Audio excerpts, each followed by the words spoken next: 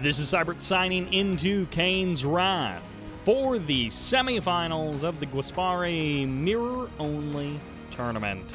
We are on Tournament Undergrounds for our first match, and in our GDI versus GDI mirror, as the green, this is Drive. And on the right side, as the red, this is BikeRushOwnz. Both of these guys coming through the quarterfinals pretty clean, pretty straightforward, and also two of the best players in the last 18 months for sure. There's like maybe 5 players who are all at the tippity top. Drive, Futurama, and BikeRush are certainly been them, and then there's some other players who kind of, I think, flit in and out of that tippity top. And so it's like sometimes they're at that same level and sometimes they're not. But Drive, I feel like, is one of those guys that in the last year, he's been a little bit not as good as BikeRush, but he's been right up near that level. Ooh, hey now, whoa, fast airfield, and the command post was sold off, so this is going to be a single airfield play. Ooh, Drive gets a harvester. He sells off, and he doesn't know that this is coming. Is it going to be 4 orcas? I think it is. I don't think he got hard points. Nope, no hard points, so it's just going to be regular old orcas. He may end up getting that upgrade, or more likely he'll sell off the airfield when the orcas are no longer as useful. Second refinery comes up first. Pitbull is out, but I fear it may not be another Pitbull after that. It may just be more harvesters. All right, the orca's heading south. This is one of those maps where you've got that water, so it's close by air. I mean, it's close by ground, but it's closer by air. Second Pitbull is now out. Harvesters are going to be under threat, and the first couple of shots against the first orca land quite nicely. One orca down, one harvester down. Second orca about to fall, but the second harvester takes so much damage, and BikeRushOwnz needs to come in here to finish off this harvester. At the very least, Drive is going to be losing a bunch of mining time. BikeRushOwnz might try and sneak in. It looks like he's still got another orca somewhere. He's going to try and jump this harvester with 3 rifleman squads. No way this works, right? Right? If anyone can do it, it would be BikeRush, but he's actually not going to jump it. He's going to get on out of there. That orca taking so much damage. The Pitbulls of Drive now showing up, and BikeRushOwnz has put himself at a pretty heavy disadvantage. He's already moved his engineer to the north, so he sold his MCV. It's all in from here. He's going to try and make this work one way or the other, forcing double watchtower as the response. And what a weird game to start off our semifinals with, showing us that it at least isn't going to be like the quarterfinals, just slow, boring mirrors, as the quarterfinals were largely very careful, very thoughtful games. And, well, we'll see what exactly BikeRush and Drive have planned for the rest of this series. But we're starting it off with this pretty spicy game number 1. No tib spike capture in the north by BikeRushOwnz. I'm not sure where that Ox transport with the engineer went off to, but it's lots of Pitbulls for BikeRushOwnz, and Drive just kind of needs to survive. He's managed to keep his harvesters alive from here on out, and BikeRush is getting more harvesters, so he's going to try the same thing again, but he's hopefully going to be able to catch the harvesters when there are less Pitbulls around, and he's hoping that Drive will be unsuspecting. I think that's an empty Ox. Yeah, it's leaving the map, so it's no longer selectable, which means either that engineer got sniped or it's running around the map somewhere. I don't see the little dot on the mini-map, but we'll try and keep an eye out for any sneaky shenanigans by BikeRushOwnz. There's the unpack of the MCV by Drive near the middle of the map. He's just going to be potentially base-pushing BikeRushOwnz and calling it a day. More orcas coming up for BikeRush. He heads them to the very southern edge of the map, and he's probably going to cross once he feels like it's safe. There are 3 Pitbulls standing by. There were 5 harvesters here, so more than enough eco for Drive compared to the 2 harvesters, 1 refinery of BikeRushOwnz. Drive setting up camp in the middle of the map. He sells his MCV as well, so he's all in with this double infantry play. And, of course, both of these guys still have war factories, so they can get another MCV if they absolutely have to. 2 orcas, or 2 harvesters down, 2 orcas about to go down, and 1 harvester will survive with just a bit of health. Meanwhile, back on the front line, the Rifleman getting a couple of shots in the north to clean up one of those rocket squads, and 2 Orcas will return back home. Those might become very important as Bike Rush tries to hold this attack from Drive. Harvester's taking big damage. One Harvester heavily damaged, the other one untouched by Drive at the current moment. BikeRushOwnz on such thin ice economically. He has to hold this miraculously against Drive, but so many rocket squads are here. The Predators are going to be getting targeted down, but the Orcas are going to pay the price for it as they fly over the rocket squads, and the Orcas getting the kill on the Predators, so maybe BikeRushOwnz can pull something off, but the GG gets called, and Bike Rush has been defeated. Drive takes an early Game 1 victory against the rash and risky Bike Rush strategy. Those Orcas, they sometimes work, but in this case, either Bike Rush didn't want to play that map, or he thought, this is a good way to open the series. I'm comfortable taking the L. I'm going to bounce back, and we'll see if his mentality holds together. BikeRushOwnz has gotten tilted in the past, but does he get tilted today? Let's find out in game number 2. And that takes us to Pipeline Problems. Always glad to see this map in Kane's Wrath, or even the 4-player variant, Pipeline Fusion. It's a different kind of a map. In the south, as the red, playing not, of course, gets its mirror preset. This is BikeRushOwnz. And in the north, perhaps also going Crane first, as the nod, the green Drive. He had the drive to win game number 1, but can he stop the bikes rushing in? All right, the classic build on this map is you crane and you crawl to the blue Tiberium, like we're seeing Bike Rush do right now. But occasionally, we'll see a player try and do something a little bit sneaky. What you doing, Drive? What is this? I'm not sure what Drive is doing here. He also went for an engineer to cap the tib spike. I think both players did that. BikeRushOwnz got the Hand of Nod, I think, a moment later. So, yeah, his refinery to the blue tib was a bit faster, and his engineer is a bit slower. And, of course, I think the blue tib is probably the more important of the two.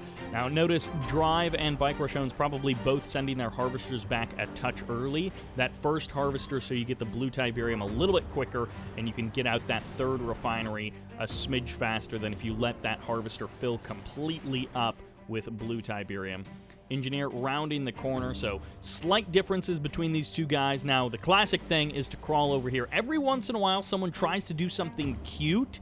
Either they try and split their refineries, one to the green field a little bit earlier, or they go like double refinery on, they skip this third refinery, they go double refinery on the blue, and then like double war factory, and they're like, I'm gonna head with a bunch of bikes down the corner of the map, and I'm gonna go kill your blue harvesters. It usually doesn't work, because the blue eco gets you so big, so fast, you can defend against those attacks as long as you see them coming. And in this particular case, it looks like nothing too crazy is happening. It's going to be a harvester right out of the gate from Drive. BikeRushOwnz, on the other hand, he dropped his war factory over here, and he's going to be going for a bit of bike pressure, but this isn't necessarily like end of the game kind of bike pressure. He is scouting up the middle with the buggy, so he wants to get an eye on what exactly Drive has going on. Drive, as you can see, he's ready and thoughtful for this kind of pressure, which is why the buggy is doing the scout first. He wants to know what are the rocket squad numbers. All right, laser turrets are here. Of course, these are upgraded laser turrets in the 1.02 fix kind of thing. Refinery gets dropped. The crane got sold off, as we saw, and BikeRushOwnz keeping his own crane around for a little bit longer. Could be dropping another war factory over by this green field. We shall see. But, yeah, this kind of is a 3-field map because of the blue Tiberium. It really is like you have the income of having a base and a natural expansion, and then this field, which is kind of your natural, is actually really more like your third field because of the way the income works on this game.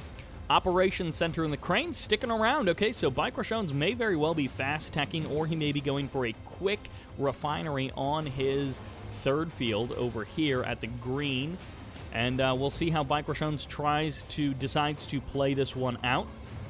We saw he was thinking about some early aggression, swinging through with a couple of bikes, but it didn't really pan out. And both of these guys are going to get up to that late game, that potential Tier 3, that Redeemer kind of territory relatively quickly. And a double MCV for BikeRushOwnz. So yeah, it was Tier 3, and he got an extra MCV. So he can maybe even sell off the crane if he wants to just stick with the 2 build queues. But he's going to be able to double obelisk drop against drive. And that might be the whole plan. The whole plan might be drop a refinery or 2 on the green field and then just obelisk push drive to death. Now that might have been a scouting bike. Is the chemical plant up yet? I don't see the chemical plant out, so that may well be a scouting bike that the chemical plant will come in just a moment, and then the catalyst missile will barely catch one of these refineries. There it is. Damages the harvesters as well. Gets them down to like 20% health or whatever. Seed Tiberium gets dropped. Great spread of those refineries for BikeRushOwnz. And he does laser fence. Okay, so there's going to be the 3rd base gets capped by that Tib Catalyst missile, and the Harvester escapes, at least for the current moment. We'll see if that Harvester ends up getting targeted down, and these have Dozer Blades. So Drive was at least initially considering upgrades for, ooh, I think he's getting laser capacitors as well. So he was thinking this is going to be a Scorpion tank game. He may have guessed a little bit wrong, as it's straight into avatars, straight into obelisks for BikeRushOwnz. Where are these militant squads coming from? I'm not sure what that guy's deal was. Maybe he was hoping he could get the heroic kill on that harvester that's heavy damage from the catalyst missile. Not sure. Black Hand Squad heading down the left side of the map for Drive. He's going to be potentially doing some damage there.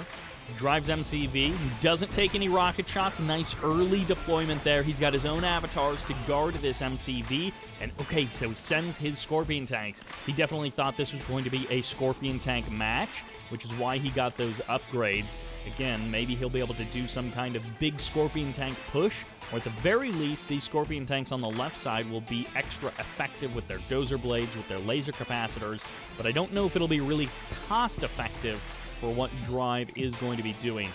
BikeRushOwnz, he's got his Disruption Tower. I was wrong about the Obelisk push. That was not his plan. He doesn't want to just Obelisk push this guy to death. Another Black Hand Squad skirting down the right side of the map, so they're both going to be attacking, or they're going to be heading down the map, both right and left side. Drive might actually sneak by and go for the Tib Spike kill. We'll see. Always nice to kill off that Tib Spike. Redeemer on the way, and now the base push begins. So there can be some Disruption Towers dropped. There can be some Obelisks dropped. Anything and everything could be going here for BikeRushOwnz. And he's going to be kind of scouting with his extra MCV. His hologram MCV is going to take one shot from an avatar and then drop away. One refinery on the front line. And Vapor Bomb, no, it's going to be the Mine Drop, perfectly executed there by BikeRushOwnz, catches a Harvester and 2 avatars, gets a decent amount of value for that Mine Drop. 1 Harvester dead, I think that was a weakened Harvester from earlier, and the Obelisk, yep, there's the Disruption Tower as well, just to provide that extra bit of stealth for anything that's not attacking. Avatars getting overpowered as Rocket Squad's getting some extra shots in here for BikeRushOwnz, and this is the battleground, this is the fight. The Redeemers from both sides going to be coming out relatively soon, I hope. And the Harvester gets the kill on that Husk. A great move there by Drive. I love that kind of thinking. He's doing what he can. He's trying to buy the time, and he's trying to cut down BikeRush's forces. Also, this Black Hand Squad coming back from the south, and he's going to just try and burn down these obelisks. Drive trying absolutely everything he can to survive in this moment in the face of overwhelming firepower from BikeRushOwnz. Double, triple obelisk on the front line. The avatars and the Redeemer standing strong for BikeRushOwnz. The firepower, the lasers are too much for Drive. And there's the mass sell-off. That might actually be the fire sale to end the game. Drive doesn't have anything left on the front line. The GG gets called. The 1-1 is the score, and BikeRushOwnz is not going down without a fight. He tried something rash and risky, but in a straight-up game, Drive was not able to keep pace with the aggression and the speed of BikeRushOwnz. that third base, allowing BikeRushOwnz to get ahead for that late game double refinery, I think, before Drive even dropped his first refinery on that third base, and that will do it for game number 2. Let's see what happens in game number 3. And that takes us to Twilight City with its roads and its road signs in the northern position, playing as the green, as the scrin. It's Drive. Ooh, double portal. Now, this might just be double portal for the double tib spike, but we'll see. In the south, as the red, of course, also playing scrin. This is BikeRushOwnz.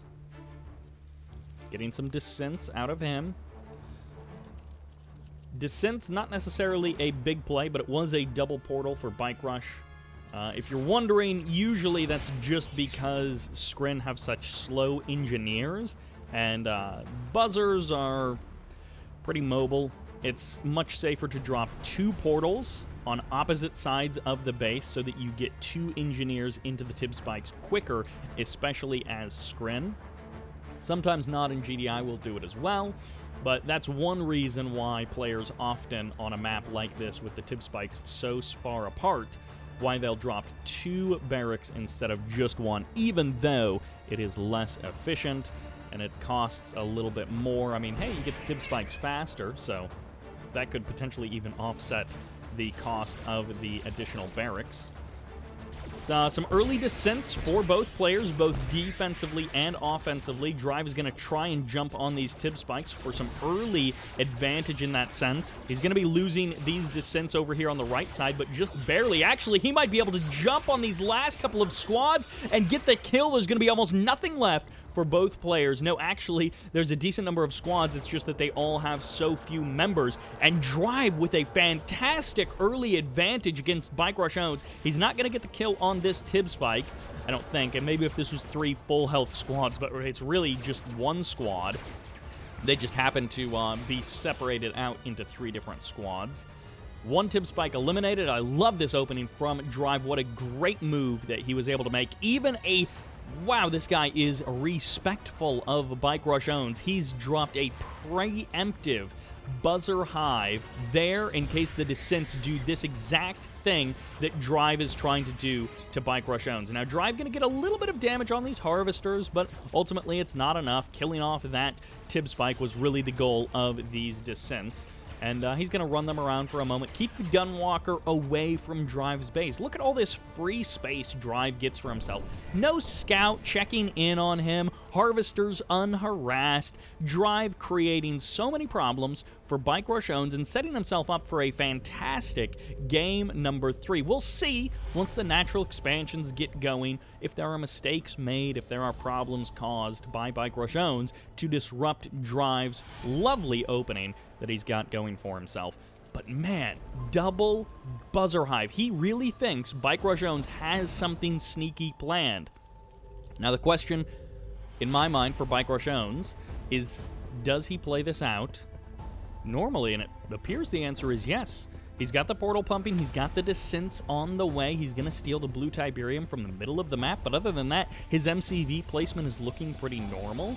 I think he's going to draft a power plant and then get his natural expansion up and running. Oh, it's just a buzzer tagging those buildings. Drive sees these descents. He knows his own tib spike is under threat, but of course that tib spike has more than paid for itself. So 2 Gunwalkers are going to try and respond. Down to the south. Descents from BikeRush, but Buzzer Hive should be able to deal with this, no problem. The Gunwalker is going to be annoying. Drive lets that Harvester. He didn't micro that Harvester at all. Perhaps he was worried about these Gunwalkers in the south, but either way, he let a Harvester die on his natural expansion, and there goes his phenomenal opening.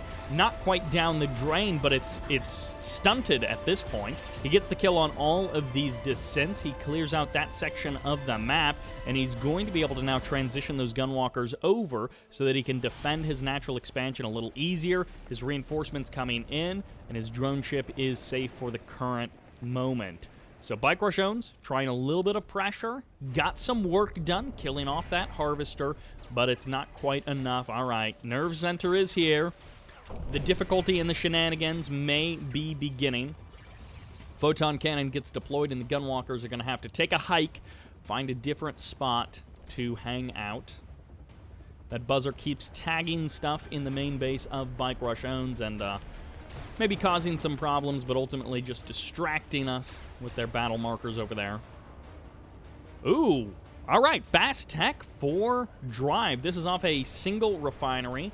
BikeRushOwnz, on the other hand, going double refinery before the Tier 3, so it could just be dev tanks for both players, but with a fast tech and a stasis, we might be seeing some Mastermind play. We might be seeing, I don't know, maybe some airfields getting dropped. Maybe it's just mechapeds.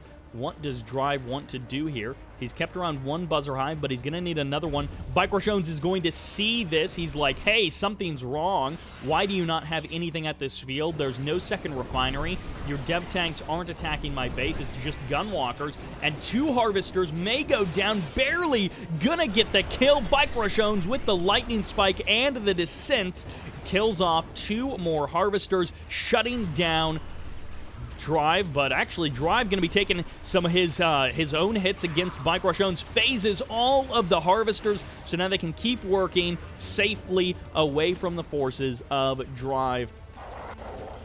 And of course, Harvesters, you can't attack while you're phased, but you can still harvest. So these Harvesters are basically just unkillable for the next minute or so, and that's going to force Drive away. Drive with a couple of mechapeds is now going to try and attack the natural expansion of BikeRushOwnz. He's got his own Tier 3 up and running, and it's mostly disc mechas, it looks like. 3 mechas in total are here.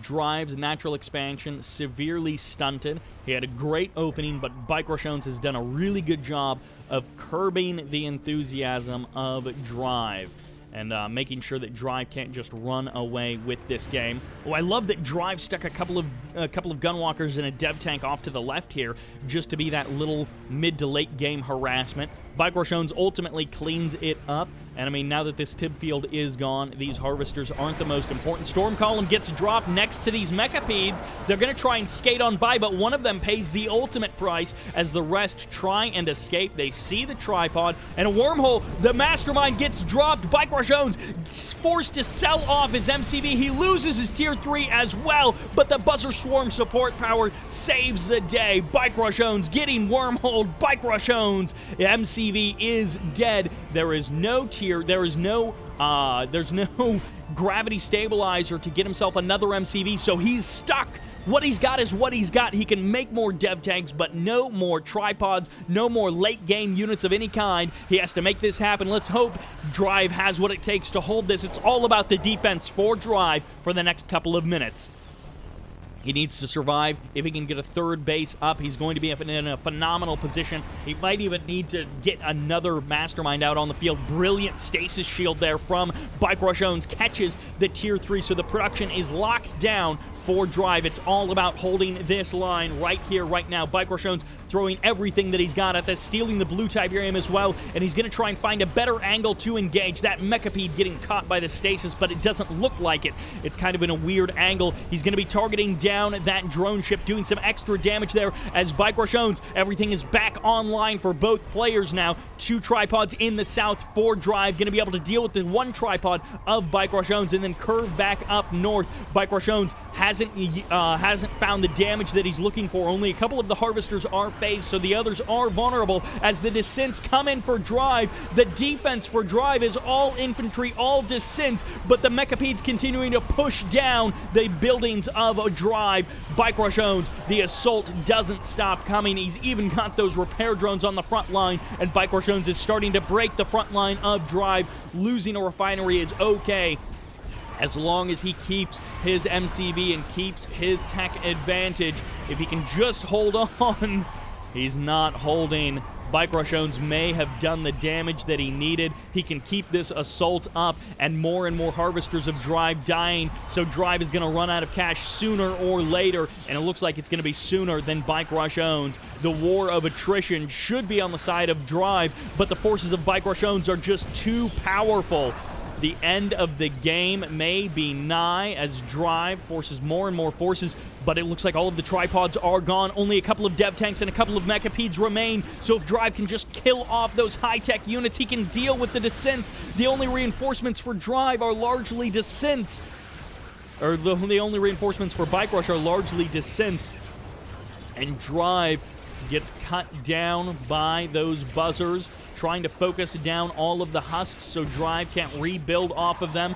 Drive desperately trying to push away these dev tanks, but they're hunting down more of his harvesters. How does anyone even have any cash left in this map? Drive putting out more and more units. I'm not actually sure where he's getting the money for it, but BikeRushOwnz desperately trying to hold this position, hold this location. More dev tanks coming in. Dev tanks, when all joined together, do so much damage so quickly. The GG gets called. Drive has been defeated, and out of the frying pan, BikeRushOwnz pulls a win.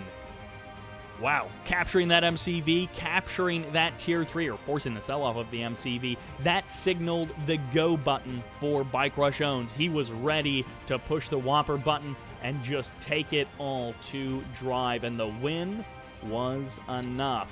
He had enough forces. Those follow-up descents and dev tanks for BikeRushOwnz sealed the deal, and Drive takes an L in game number 3. BikeRushOwnz starting to get an advantage, but Drive is not down and out yet. And that takes us to Tournament Los Angeles for game number 4. We've wrapped all the way back around in our mirrors to GDI as the green in the north, needing to put some points on the board. This is Drive. He got that game 1 win, but he has been struggling to find his feet since then. Meanwhile, in the south, looking powerful, looking in good shape, this is BikeRushOwnz. So we've cycled back around to GDI, and I guess, well, I think I forgot to mention this is a best of 7. So unlike the best of 5s, you do have at least this cycle around. But we've got some more games to see. Drive with that 1 win keeps his tournament hopes alive. Otherwise, this would be the potential of match point. BikeRushOwnz is looking to close this series out quite nicely, and Drive almost had him in that last game, but BikeRushOwnz just too strong. He'd kill that guy's future, and he just attacks you with everything he's got right now to prove that killing the future doesn't deny the present. That's one of those things of like, what Drive was doing was a long-term play, and BikeRushOwnz was like, well, if you spent all that money to try and secure the future against me, you probably don't have as much back home to defend against all this stuff I've been building. An extra maybe $8,000 or $10,000 worth of stuff that BikeRushOwnz could build in attacking units instead of in tech and fancy upgrade units, like the Mastermind. Gotta get out of Mastermind, gotta get the wormhole to the other side of the map. You need the signal transmitter for that. Triple riflemen attacking this power plant. Gonna be so annoying for Drive to deal with this. At least 1 watchtower will be drafted, and of course low power mode for just a moment as Drive gets an additional power plant up and running. Nice short drive distance to your natural expansion. Blue Tiberium isn't quite ready to be harvested, so this harvester will maybe get like half a load of blue and then head home. I'm not sure if it's really worth it to harvest it that early, considering the drive time. It's probably better to wait another minute or so that you get a full load of blue Tiberium and maybe even a little extra. Eventually, these riflemen will be cut down. Looks like the answer for Drive as to what do you do in this game, the answer is going to be pit bulls. Pit bulls all day. Pit bulls coming in here. They don't have that same harvester killing power that bikes have. Ooh, that rifleman almost escapes. It barely gets cleaned up there by the watchtower. And BikeRushOwnz going to try and escape with another rifleman squad. Barely does escape with that one. Harvester getting online at the natural expansion for Bike, or for Drive, also for Bike. Both players able to harvest away their main field pretty nicely. Neither one of them really harassing that main field or trying anything too crazy there. They've both gotten a big chunk of Tiberium under their control quite easily. Barracks at the natural for Drive. Second refinery a little bit faster for BikeRushOwnz. He didn't have to draft the double or triple watchtower to kill off all of these riflemen. And he also didn't have to spend cash repairing his power plant. So BikeRushOwnz gets a faster second refinery at the natural expansion. And those lovely little edges help BikeRush secure a game-winning army advantage as we transition to the late game. Is this going to be Rockheads?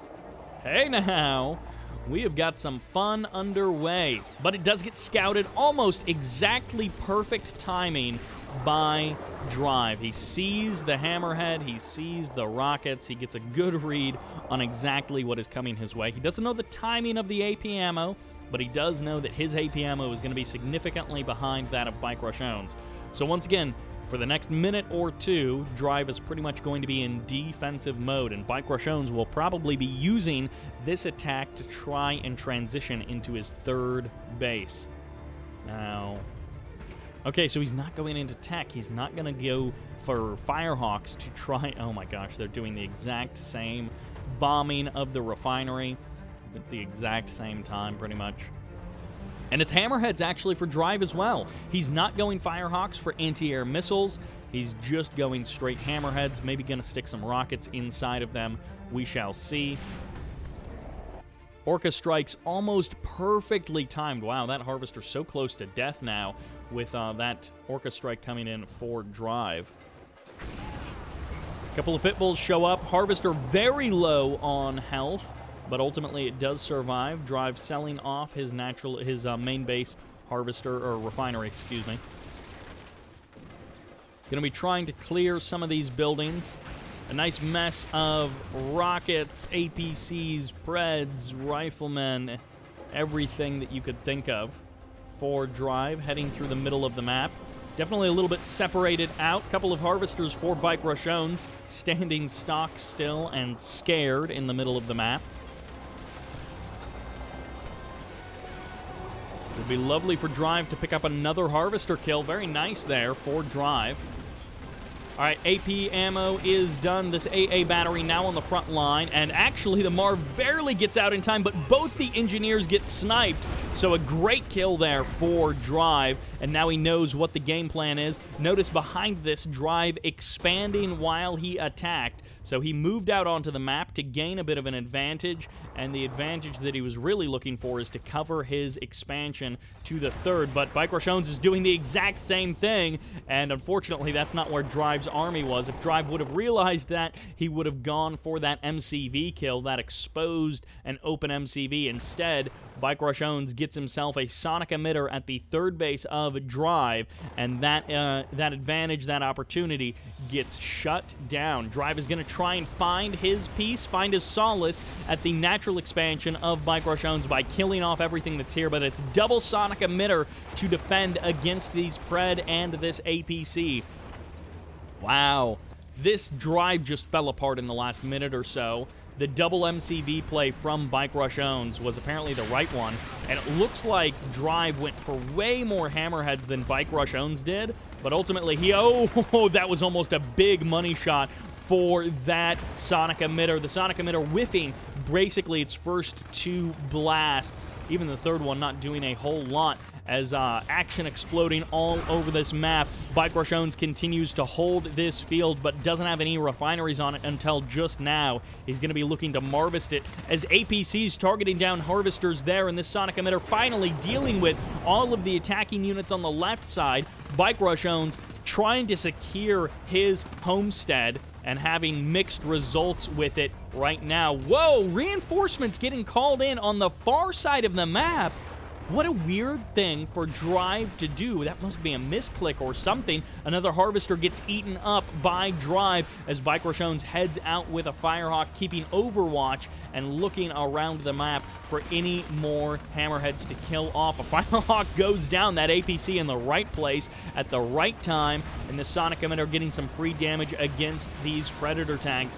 Eventually, the army of Drive is getting just cleaned up, and this one heroic APC nearly getting a kill on a Harvester there. BikeRushOwnz has established a lovely third base at that location, and Drive has got nothing to power his late game. Drive's entire plan just fizzled out. He's now got a third base over here on the left side of the map. He's going to try and make that his home, but his army has been so spread out. He actually comes in here with a couple of Pitbulls and gets a couple of kills. Bloodhounds getting called in on the right side of the map, and APCs engaging the Watchtower. Meanwhile, the actual the Pitbulls not attacking Harvesters in the best, most efficient way. So some extra Harvesters will survive for the current moment for BikeRushOwnz, and the economy for BikeRushOwnz is about to skyrocket, and it looks like he's also going to be Sonic Emitter pushing on the left side of the map.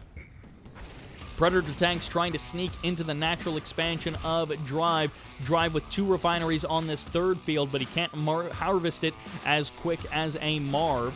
This Watchtower going to get the kill on one of these Predator tanks before it goes down. And then I guess the other Predator tank will deal with that. Actually, no, the Watchtower will get some help from that Hammerhead. Hammerheads from BikeRushOwnz. BikeRushOwnz going for the late game Hammerhead transition as the Marv, I guess, goes somewhere on this map. I'm not sure where the Marv escaped off to. There in the middle of the map. Hammerhead's going to take some shots from those AA batteries. And somehow this Predator tank actually surviving for Drive. Going to be around to do some more damage. And Sonic Emitter? No Sonic Emitter right on the deploy, as it's actually going to be an AA battery for BikeRushOwnz. And BikeRushOwnz, he is not going to be satisfied with 1 third base. He wants 2 third bases. So I guess a third and a fourth base to really deny this all from Drive. And look at this. Repairs right on the front line. Sonic Emitters going down for both players getting deployed. And BikeRushOwnz is going to be able to crush through the Sonic Emitter of Drive. Barely his own Sonic Emitter survives. He has to trade out a couple of Hammerheads to do it, but it's worth it from his perspective. If he can win those Sonic Emitter wars, he can take control of this base and hold it for a long, long time. Hammerhead's going to be getting some damage on this Marv, but it's going to be a long time before that Hammerhead kills off that Marv. And Juggernaut's now here for BikeRushOwnz, and the artillery advantage is his. He's going to push Drive off of this base, and Drive must have almost no cash left in the bank. He's got no Marv. He's got just paltry forces that he's going to try and pull together to kill off this Marv. The EMP grenades could seal the deal. The Marv with that rear armor, but it's going to have to be repeat EMPs. It's going to have to be pretty much perfect lockdown of this Marv, but no, the Watchtowers are here. Another great EMP from Drive, but it's not enough. He doesn't have the forces on the ground to make short work of that Marv to clean it up, and he doesn't have enough stuff around the rest of the map.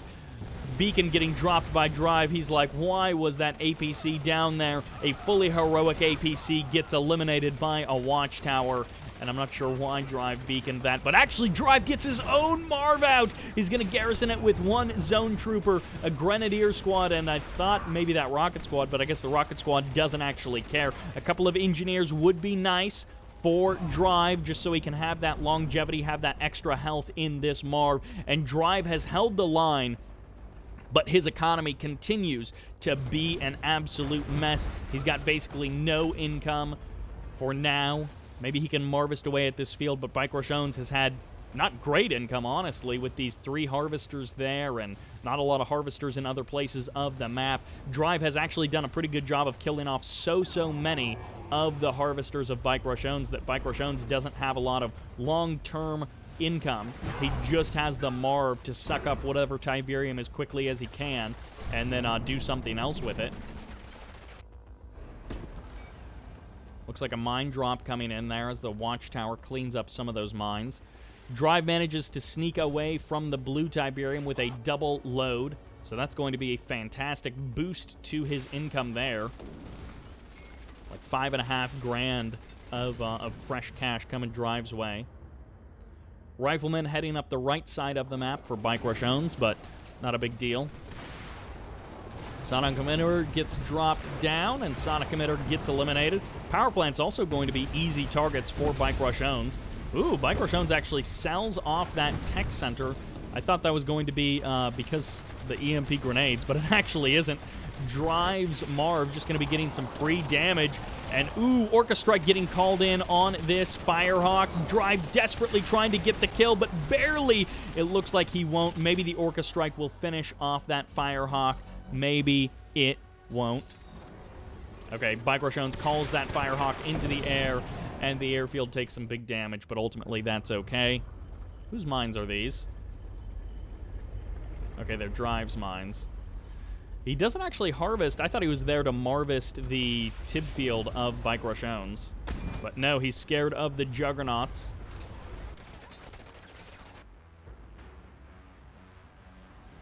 Drive escapes away. Shockwave artillery. Is it going to land? Yes, it will. He tries to escape out of it, but no. BikeRushOwnz gets the catch, and Drive's hope is, I think, about to expire in this game. Although a couple of hammerheads are going to kill off these Juggernauts, so that's fantastic. And unfortunately, that Marv didn't quite get as many of the mines as Drive would have liked. Drive's Marv actually does survive with a Grenadier, a Zone Trooper, a Rocket Squad, and an Engineer. The Juggernauts are now dead. Drive barely survives. He keeps his hopes alive as he EMPs the Marv of BikeRushOwnz, and for the current moment, those hammerheads are uncontested. BikeRushOwnz with the reinforcing Zone Trooper just gets wasted there as Drive shows up with, I think, a Firehawk to do something. I'm not sure what that Firehawk's purpose was. Maybe to bomb something out. The big Ice Cream Man is here to watch over this battle, but it looks like Drive's Marv is slowly going to expire. Fully heroic status for that Rocket Squad that got the lucky final shot, and I think that's it for Drive. Drive has put up an admirable fight in this game, and BikeRushOwnz doesn't have like a particularly robust army on the ground, but he's got that Marv. Oh, more EMPs? It would be a lovely delay. I mean, it's not going to do anything to change the course of the game, but it would be a lovely delay. Two Rifleman Squad, they're like, we're here to help! Alright, you're here to help, sure. Those Grenadiers inside of that building, they're like, we're going to do something.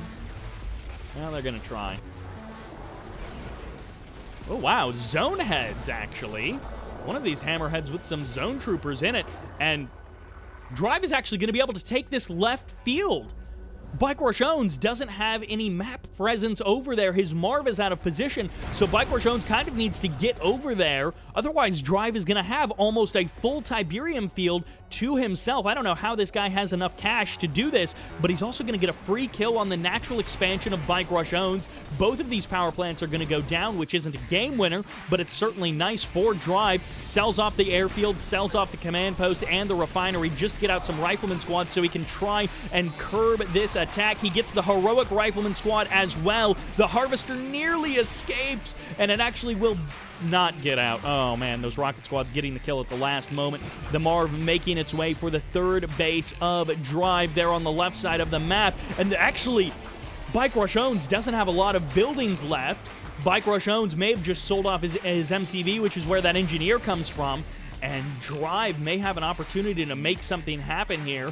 I don't want to put any pressure on him that doesn't exist, but it may actually be a base race scenario as Drive targets down all of the rocket squads, and he deals with that barracks as well. Drive, if he can just survive against this Marv, his buildings are far more spread out, and these Hammerheads are getting so close to death. They're low on health, and no, this one refinery survives. What can Drive do? He has to try and stop the Marv. It's mass riflemen. Even the Harvester is going to... Actually, he's going to escape over there. BikeRushOwnz hasn't shut down that eco just yet, and Drive is literally trying to surround this Marv with just buildings that don't attack anything. And this Marv from BikeRushOwnz is going to kill off the MCV, and Drive, I think, has no war factory. It's just barracks. He's going to have to try and make the play against BikeRushOwnz with just infantry. One barracks will be getting shut down, and actually, this Marv may go down. BikeRushOwnz collapsing in from the north. He finally dealt with the original main base of Drive, but Drive still has the refinery. He just doesn't have any production as the Marv gets the kill on the barracks, and the Marv kills the harvesters as well. Its last dying action is to run over that harvester. BikeRushOwnz calling it all in. It's one refinery for BikeRushOwnz, I think, against one refinery and a power plant for Drive. And BikeRushOwnz is going to make his stand here in the middle of the map. He's got this building, and he can hold for at least a moment. He drops a couple of foxholes as well. He's going for the mass crush. The harvester isn't targeted down. It gets massive damage. That harvester killing so many rocket squads. So many of Drive's forces eliminated by one harvester as it finally goes down. BikeRushOwnz has done it. I think he's barely got enough that he can hold the line, that he can cross the map, and that he can kill off Drive's last. That harvester from Drive getting that extra 2 rocket squads as well. The Hammerheads are just going to go for it. They might actually...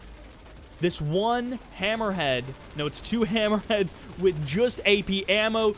Drive is got it as long as he can hold off the forces of BikeRushOwnz. I don't think... Oh, BikeRushOwnz has actually crossed back across the map. How did that Hammerhead go down? I actually don't know. I think there was a rocket squad somewhere. The rocket squad got targeted down in BikeRushOwnz. He's racing against time. The Hammerhead is too slow at killing the building. The rocket squads are here. 3 rocket squads. Drive cycles around to the south side of this refinery. BikeRushOwnz closes in, but it's Rifleman inside of a foxhole to try and hold the line. Drive has another rocket squad over there, and BikeRushOwnz is going to target down the Hammerhead. It goes down.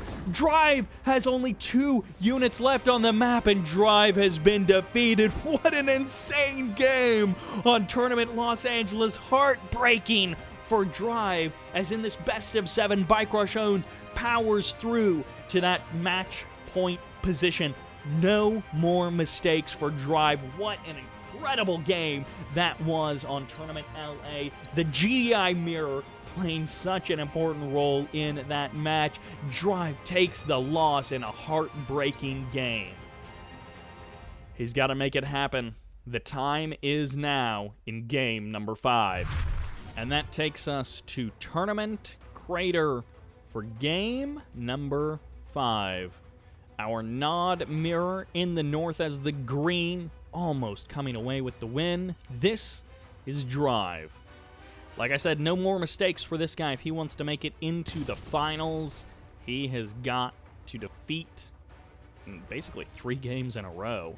This guy in the south, the red nod, BikeRushOwnz. And BikeRushOwnz can, of course, do whatever he wants. He could literally do the worst builds in the game for 2 games in a row. And that would only put Drive at even footing with BikeRushOwnz. And, of course, I don't think BikeRushOwnz is going to do that. Tournament Crater, one of those maps that has provided us with many fantastic games in the last 18 months or so. And, by the way, I do want to say big thanks to... Ooh, Drive gets the EMP Control Center. Bike does as well. And they both got them actually a little bit sooner than they ended up getting the TIB spikes. The engineers take a little bit longer to run over there, but they both spent the extra cash on a 3rd engineer to get that EMP Control Center as fast as possible. Anyways, I did want to say a thanks to Waspari and any of the tournament referees who were a part of making this event happen. I sometimes forget to say thanks to the folks who run the tournaments. I try and remember, but sometimes I do indeed forget, so apologies if you run a tournament and I don't mention you, but a big thanks to those who put in the time and the effort to organize events for Kane's Wrath. Well, for all games, but we're in Kane's Wrath right now. Drive goes for some bikes. The buggy is scouting. Both players going for the quick expand, very short walk to your natural on this map. Of course, with this little ledge right here.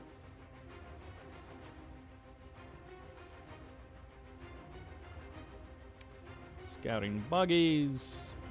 Drive and Bike Rush, pretty darn mirrored in this mirror matchup.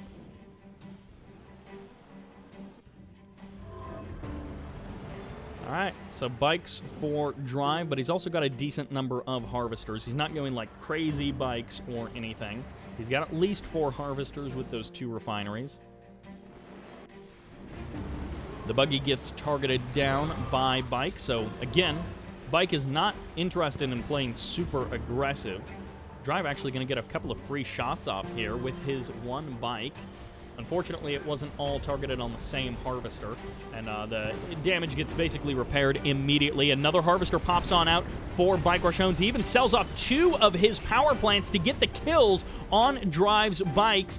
Drive, on the other hand, he's got a refinery on the low ground, so he's also going to be transitioning into a normal game. Drive trying to find the openings, trying to find the opportunities to attack with these bikes and to find some kind of angle, some kind of damage to do against BikeRushOwnz. Pretty safe blue fields on this map. I always forget about those blue fields in the corner. Sometimes the players forget about them also. But as you're looking to take your natural expansion, always nice to send a harvester over there to start skimming away at that blue Tiberium. There's probably enough for 2 loads of Tiberium, maybe just 1.5. BikeRushOwnz moves forward with a couple of rocket squads. And it's going to be double refinery at the natural expansion for both players. So it's not refinery war factory or second war factory first to be extra production oriented. It's double refinery, so both players going to be looking to get that eco up and running. BikeRushOwnz, I think, delaying his 5th harvester on his main field by quite a bit and forced to sell off those power plants. So he is recovered quite nicely and transitioned into a very strong mid-game economy.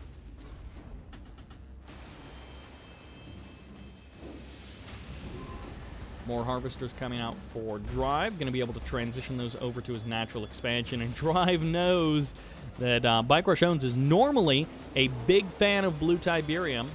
Drive, thinking about that, decides to send some scouting bikes there. And the result is no damage for old Drivey boy. He loses that opportunity, unfortunately. Oh, yeah, this is exactly what Drive was hoping to do.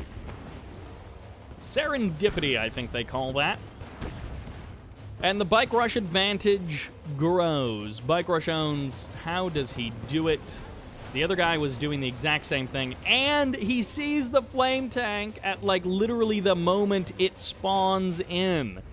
BikeRushOwnz, he's got the intel, he got the kill on the harvester. Everything coming up Bike Rush. Now, we'll see. Does this flame tank manage to sneak by the defenses of BikeRushOwnz anyways? BikeRushOwnz, as you can see, he's got a couple of rocket squads over here. He's going to be safe against any limited bike attacks from Drive. And this flame tank just kind of worming its way through the middle of the map. Ooh, lovely exit of that building. The bikes nicely staying away from that flame tank, and perfect shutdown by BikeRushOwnz.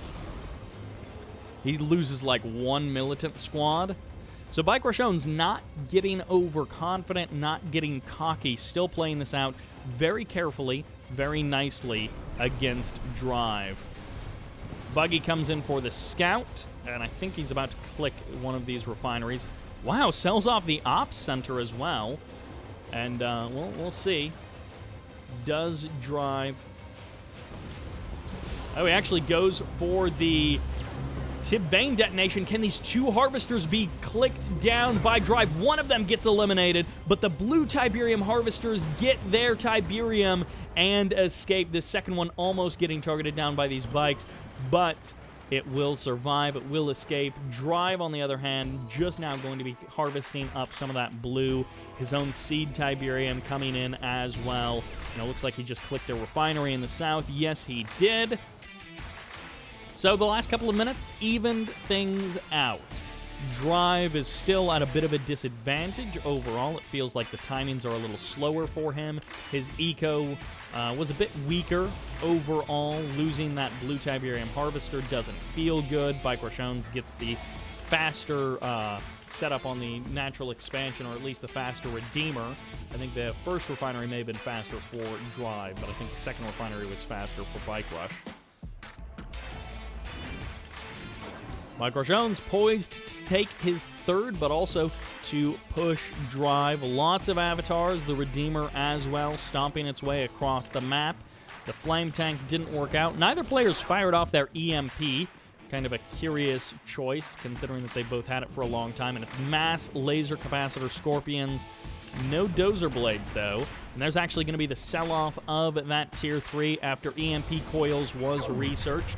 There's the EMP firing off. It locks down the Redeemer, and it looks like the Rage Gen doesn't do much of anything. BikeRushOwnz body blocks with the Refinery, making this entire attacking area almost useless. And that EMP was beautifully placed, beautifully executed by Drive, but ultimately unable to capitalize on that opportunity. Double War Factory Scorpions, and the MCV skirting the edge of the map to the left. Looks like Drive is going to try and sneak some Scorpions around the south side of the crater and do some damage in the back door of BikeRushOwnz, but let's see what actually happens. Laser Scorps and Buggies escape to the right side of the map, and it looks like the main base is going to be getting attacked. This avatar is going to turn around. No, the Obelisk is what's going to be the defense for BikeRushOwnz. He's still got enough build radius there that he can deploy that. Scorpion's going to have to back off. They're going to get skirted around that bit of terrain. And Drive trying desperately to attack in multiple spots and find an angle that works for him. It's not quite working out as the Scorpion tanks maybe toast each other because of the Rage Gen. Yep, one of them goes down. And Drive with his laser capacitors almost targets down a Harvester, but he doesn't get the kill. Drive, he's trying to work this multitasking. He's trying to find some kind of an angle that makes it make sense for him. He's doing a really good job of drawing out this game. BikeRushOwnz hasn't done much to establish his third, despite his MCV being there a lot sooner than Drive's. And Drive is causing many problems for BikeRushOwnz, but he's not doing real, permanent, good, long-lasting damage. He's just sort of delaying the game for the current moment, but without a good plan to seal things up and defeat BikeRushOwnz once and for all. He gets one refinery at the natural expansion. That's a nice delay. Drive has harvested much more of his Tiberium, it looks like. And BikeRushOwnz is going to be able to draw in these Scorpions in the south. Tib infusion should be done, so we'll stop getting those battle markers as those infantry hang out in that Tiberium field. EMP locks down that avatar, and Drive gets the kill on the Husk as well. Drive swinging around the left side of the map. Going to be making sure that nothing gets harvested from that blue Tiberium. And finally, the first refinery has deployed on the third base for Drive, but the second refinery is up and running for BikeRushOwnz. So BikeRushOwnz, his main base, his natural, have been disrupted, but he's still got his ground army, his avatars, his Redeemer. He has not been going super crazy trying to attack. He's been trying to defend. And, well, the smoke and mirrors may have run out as Drive actually crosses the map with two Harvesters, nearly gets them crushed, and I think he's going to try and, like, steal BikeRush's blue Tiberium. I'm not sure where this Harvester is going, but it looks like it will be able to successfully escape. EMP control centers for both players got eliminated. Drive cleans up both of BikeRush's Tib spikes, and he's going to try and come into the main base of BikeRushOwnz and clean house. We'll see if it actually works out, because at the same time, BikeRushOwnz is going to be targeting down the third base of Drive. And I'm not sure if BikeRushOwnz still has his Tib Bang detonation ready to go, but this could be phenomenal. We'll see. Redemption Zone gets called in as these laser capacitor Scorps going to be engaging with the Obelisk. They're going to try and deal with that main base. The EMP fires off as BikeRushOwnz rounds the corner. This is the do-or-die moment for Drive. So many hallucinogenic grenades causing problems for Drive as he's attacking his own forces. BikeRushOwnz Rage Gen fires off, and it's mass shredder turrets, mass infrastructure, is even a disruption tower causing problems for Drive. His army should be engaging with the critical units and structures of BikeRushOwnz, but it's failing to do so. The Redeemer steps forward. The EMP whiffs. No, BikeRushOwnz Redeemer escapes, and Drive's attack in the main base falls short. Drive collapses as his own attack goes nowhere, and BikeRushOwnz drops a War Factory on the front line for those repairs as Drive tries to collapse in from the north. He EMPs the MCV. He knocks that down for the current moment, but the stealth field is still active. One avatar goes down. A second gets eliminated as Drive starts to make some headway in the north, but also still those hallucinogenic grenades causing so many problems for his forces as he's now going to target down the Redeemer once again. The EMP lands this time, locking down the Shredder turret as well, and Drive trying to keep his harvesters on the line as BikeRushOwnz pumps more and more units onto the front line. The EMP misses as the Raider buggy gets eliminated, and the Redeemer tries to step away from the front line. Drive desperately wanting to kill that off, but can he deal with the 4 or 5 avatars that follow it up? The answer is no. The Redeemer escapes, and Drive continues to be unable to break BikeRushOwnz. Bike takes the win and advances to the finals. Drive fighting admirably, but in this game, in this series, unable to defeat BikeRushOwnz once again. A top 4 finish for Drive, but no further than when he meets BikeRushOwnz. This has happened to Bike Drive in a couple of tournaments. He gets Bike in the semifinals, and that's where his tournament run ends. A sad day for Drive, but a great day for Bike as he earned that win. 4 wins in a row, discounting that first Orca Rush game. That was a very solid series from Bike, pretty dominating overall. And that takes us to semifinal B. In the same video, we're going to jump to the south side of the bracket, where I believe it's Green Zero versus Shoktrepet. And that takes us back to Tournament Undergrounds. Of course, for game number 1 of the second semifinal, it's double GDI. As the Cyan, GDI on the left, this is Shoktrepet. And as the green GDI on the right, this is Green Zero. Looking to make another finals, and it will once again be against Bike Rush. The Kane's Wrath 2021 Championship Series, Drive versus Bike Rush in the semifinals, and it was Green Zero versus Eclipse in the other semifinals, and Green Zero made it. So now instead of Eclipse, it's Shoktrepet. But other than that, the top 4 is the same. Now, we do have a GDI versus GDI. Shoktrepet, for those of you who aren't aware, for a long time was more of a Tib Wars player. Maybe he still is, but we're actually going for an APC engineer, possibly to capture this spike in the north, possibly just for this spike in the south to protect that for just a little bit extra.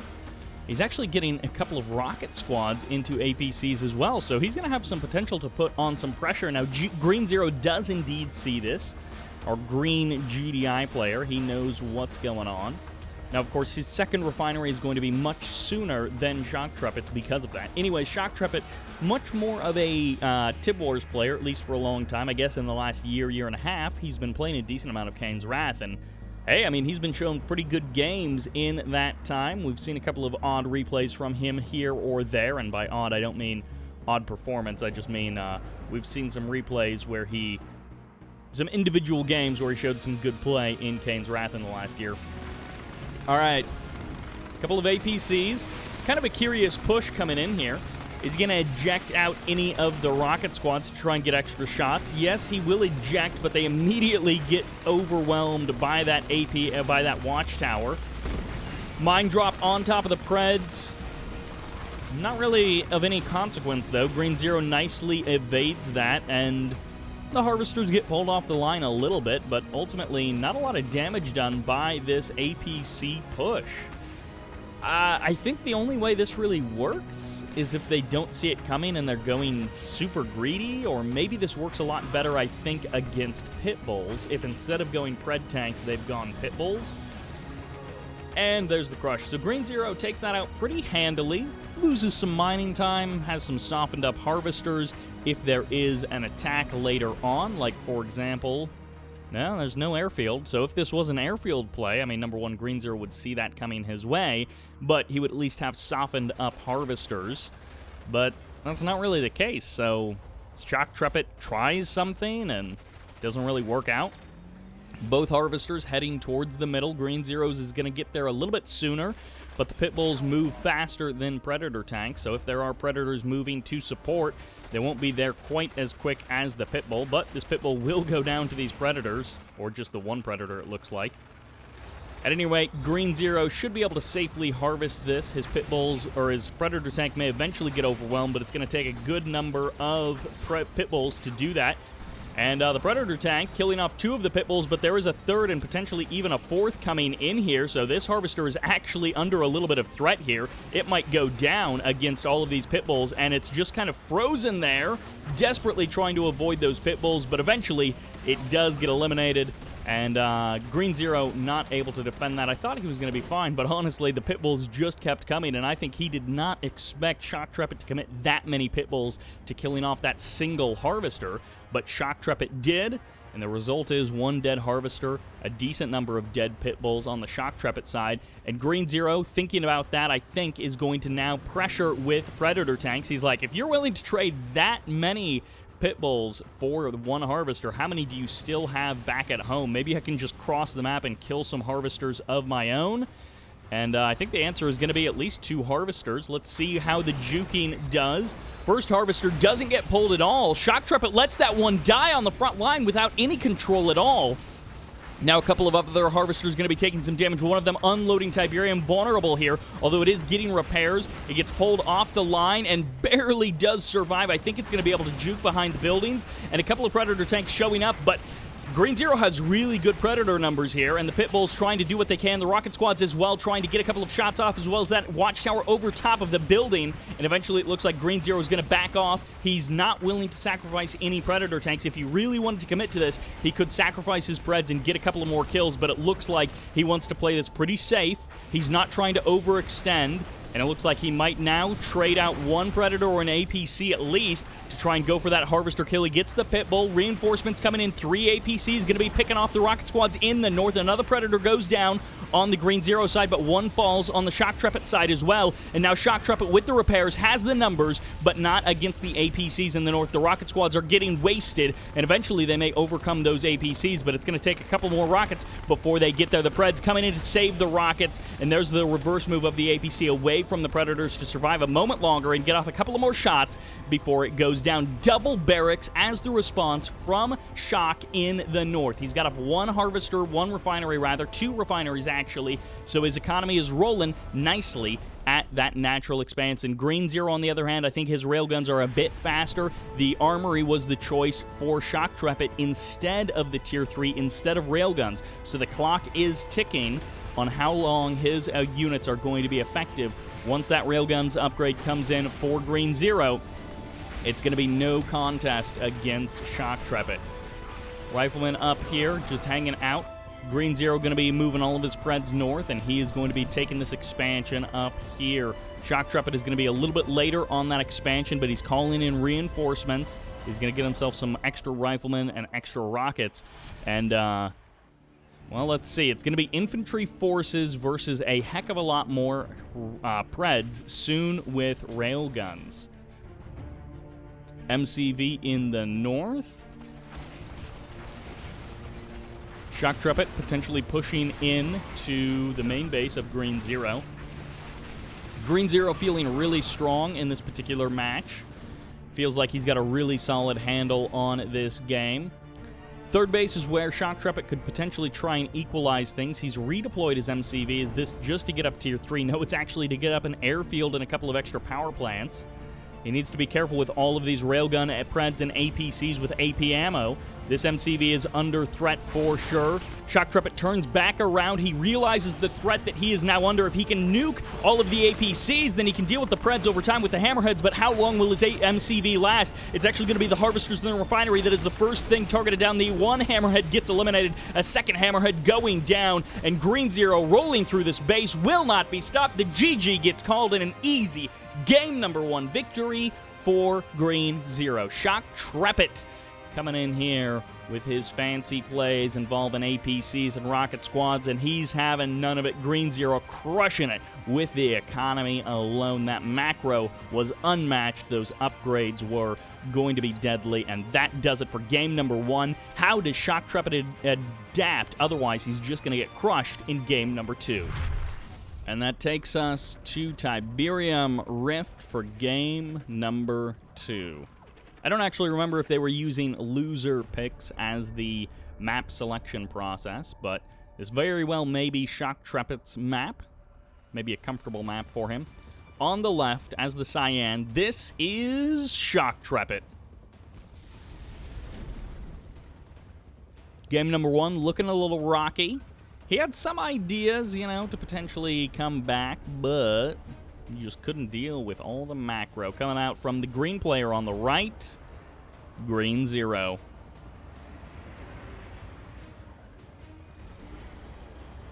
Green Zero, as we've talked about before, he is a GDI player at heart. Shoktrepet, I think, is on the GDI side of things, but I'm actually not sure. And everyone can play every faction to some degree, which is why you have matchups like this. If it was a little bit more like StarCraft 2 or some other RTSs where crossover of factions is much less common, then this kind of tournament would kind of be pointless if the matchups were predetermined like this. Although Flash did play random in ASL, so I mean, you've got that. Anyways, a couple of bikes coming out for Green Zero. I feel like we might be returning to form from the quarterfinals. Is this just gonna be... Oh, he powers down the War Factory. Curious. He doesn't drop any extra power plants. Green Zero also doesn't drop extra power plants, but he keeps his War Factory cranking, albeit at a reduced rate. Shoktrepet, on the other hand, drops the additional power plant there. And is he going to try and get out an extra, or it looks like he's going to go for a laser turret? I guess no laser turret, no barracks, but he's going to go for a shredder. He's going to sell it off, get a militant out, and a scorpion tank to try and chase away these bikes. There's the power down of that refinery, forcing the harvester away for the current moment, keeping himself back online with his production. You don't have a lot of electricity with those nod power plants, so you might as well take the refinery offline for a moment, get your tanks out a smidge faster. Green Zero, meanwhile, all this has happened. He has got himself a natural expansion, maybe 30-40 seconds earlier than Shoktrepet. Shoktrepet hasn't even packed up his MCV, and he's got something constructing, so maybe even more than 30 or 40 seconds. It's a double War Factory in the north. I mean, it's legal to do. It's not recommended if you want to play the long game. So there's the third power plant in the pack-up of the MCV. Yep, and then there's going to be the expansion. So Green Zero is just going to be ahead on macro for quite possibly the rest of the game. We'll see what does Shoktrepet do to even the odds. Shoktrepet must be thinking that Green Zero is probably doing the standard thing. And we'll see what exactly Shoktrepet's plan is to even the odds and to make up for this. Green Zero is going to see that there is no expansion down here. He sees the MCV unpacking, and he's thinking to himself, oh my gosh, I'm so far ahead of this guy. I've already got my first harvester unloading Tiberium in just a moment. We've got a second harvester transferring up. Green Zero doesn't want to stick around. Oh, no, he does. It's actually going to be Shoktrepet crossing the map. And let's see how many harvester kills does he get. One guaranteed, and maybe 2 or 3. Let's see what the reinforcements do for Green Zero. That's a great way to stop your opponent from having an advantage. Is if you kill 2 or 3 harvesters that are full of Tiberium. 2 down. The third one is next. 1, 2 scorpions? No, just 1 scorpion. A second scorpion not spawning yet. And Green Zero feeling real good about his advantage until just now. A scorpion goes down.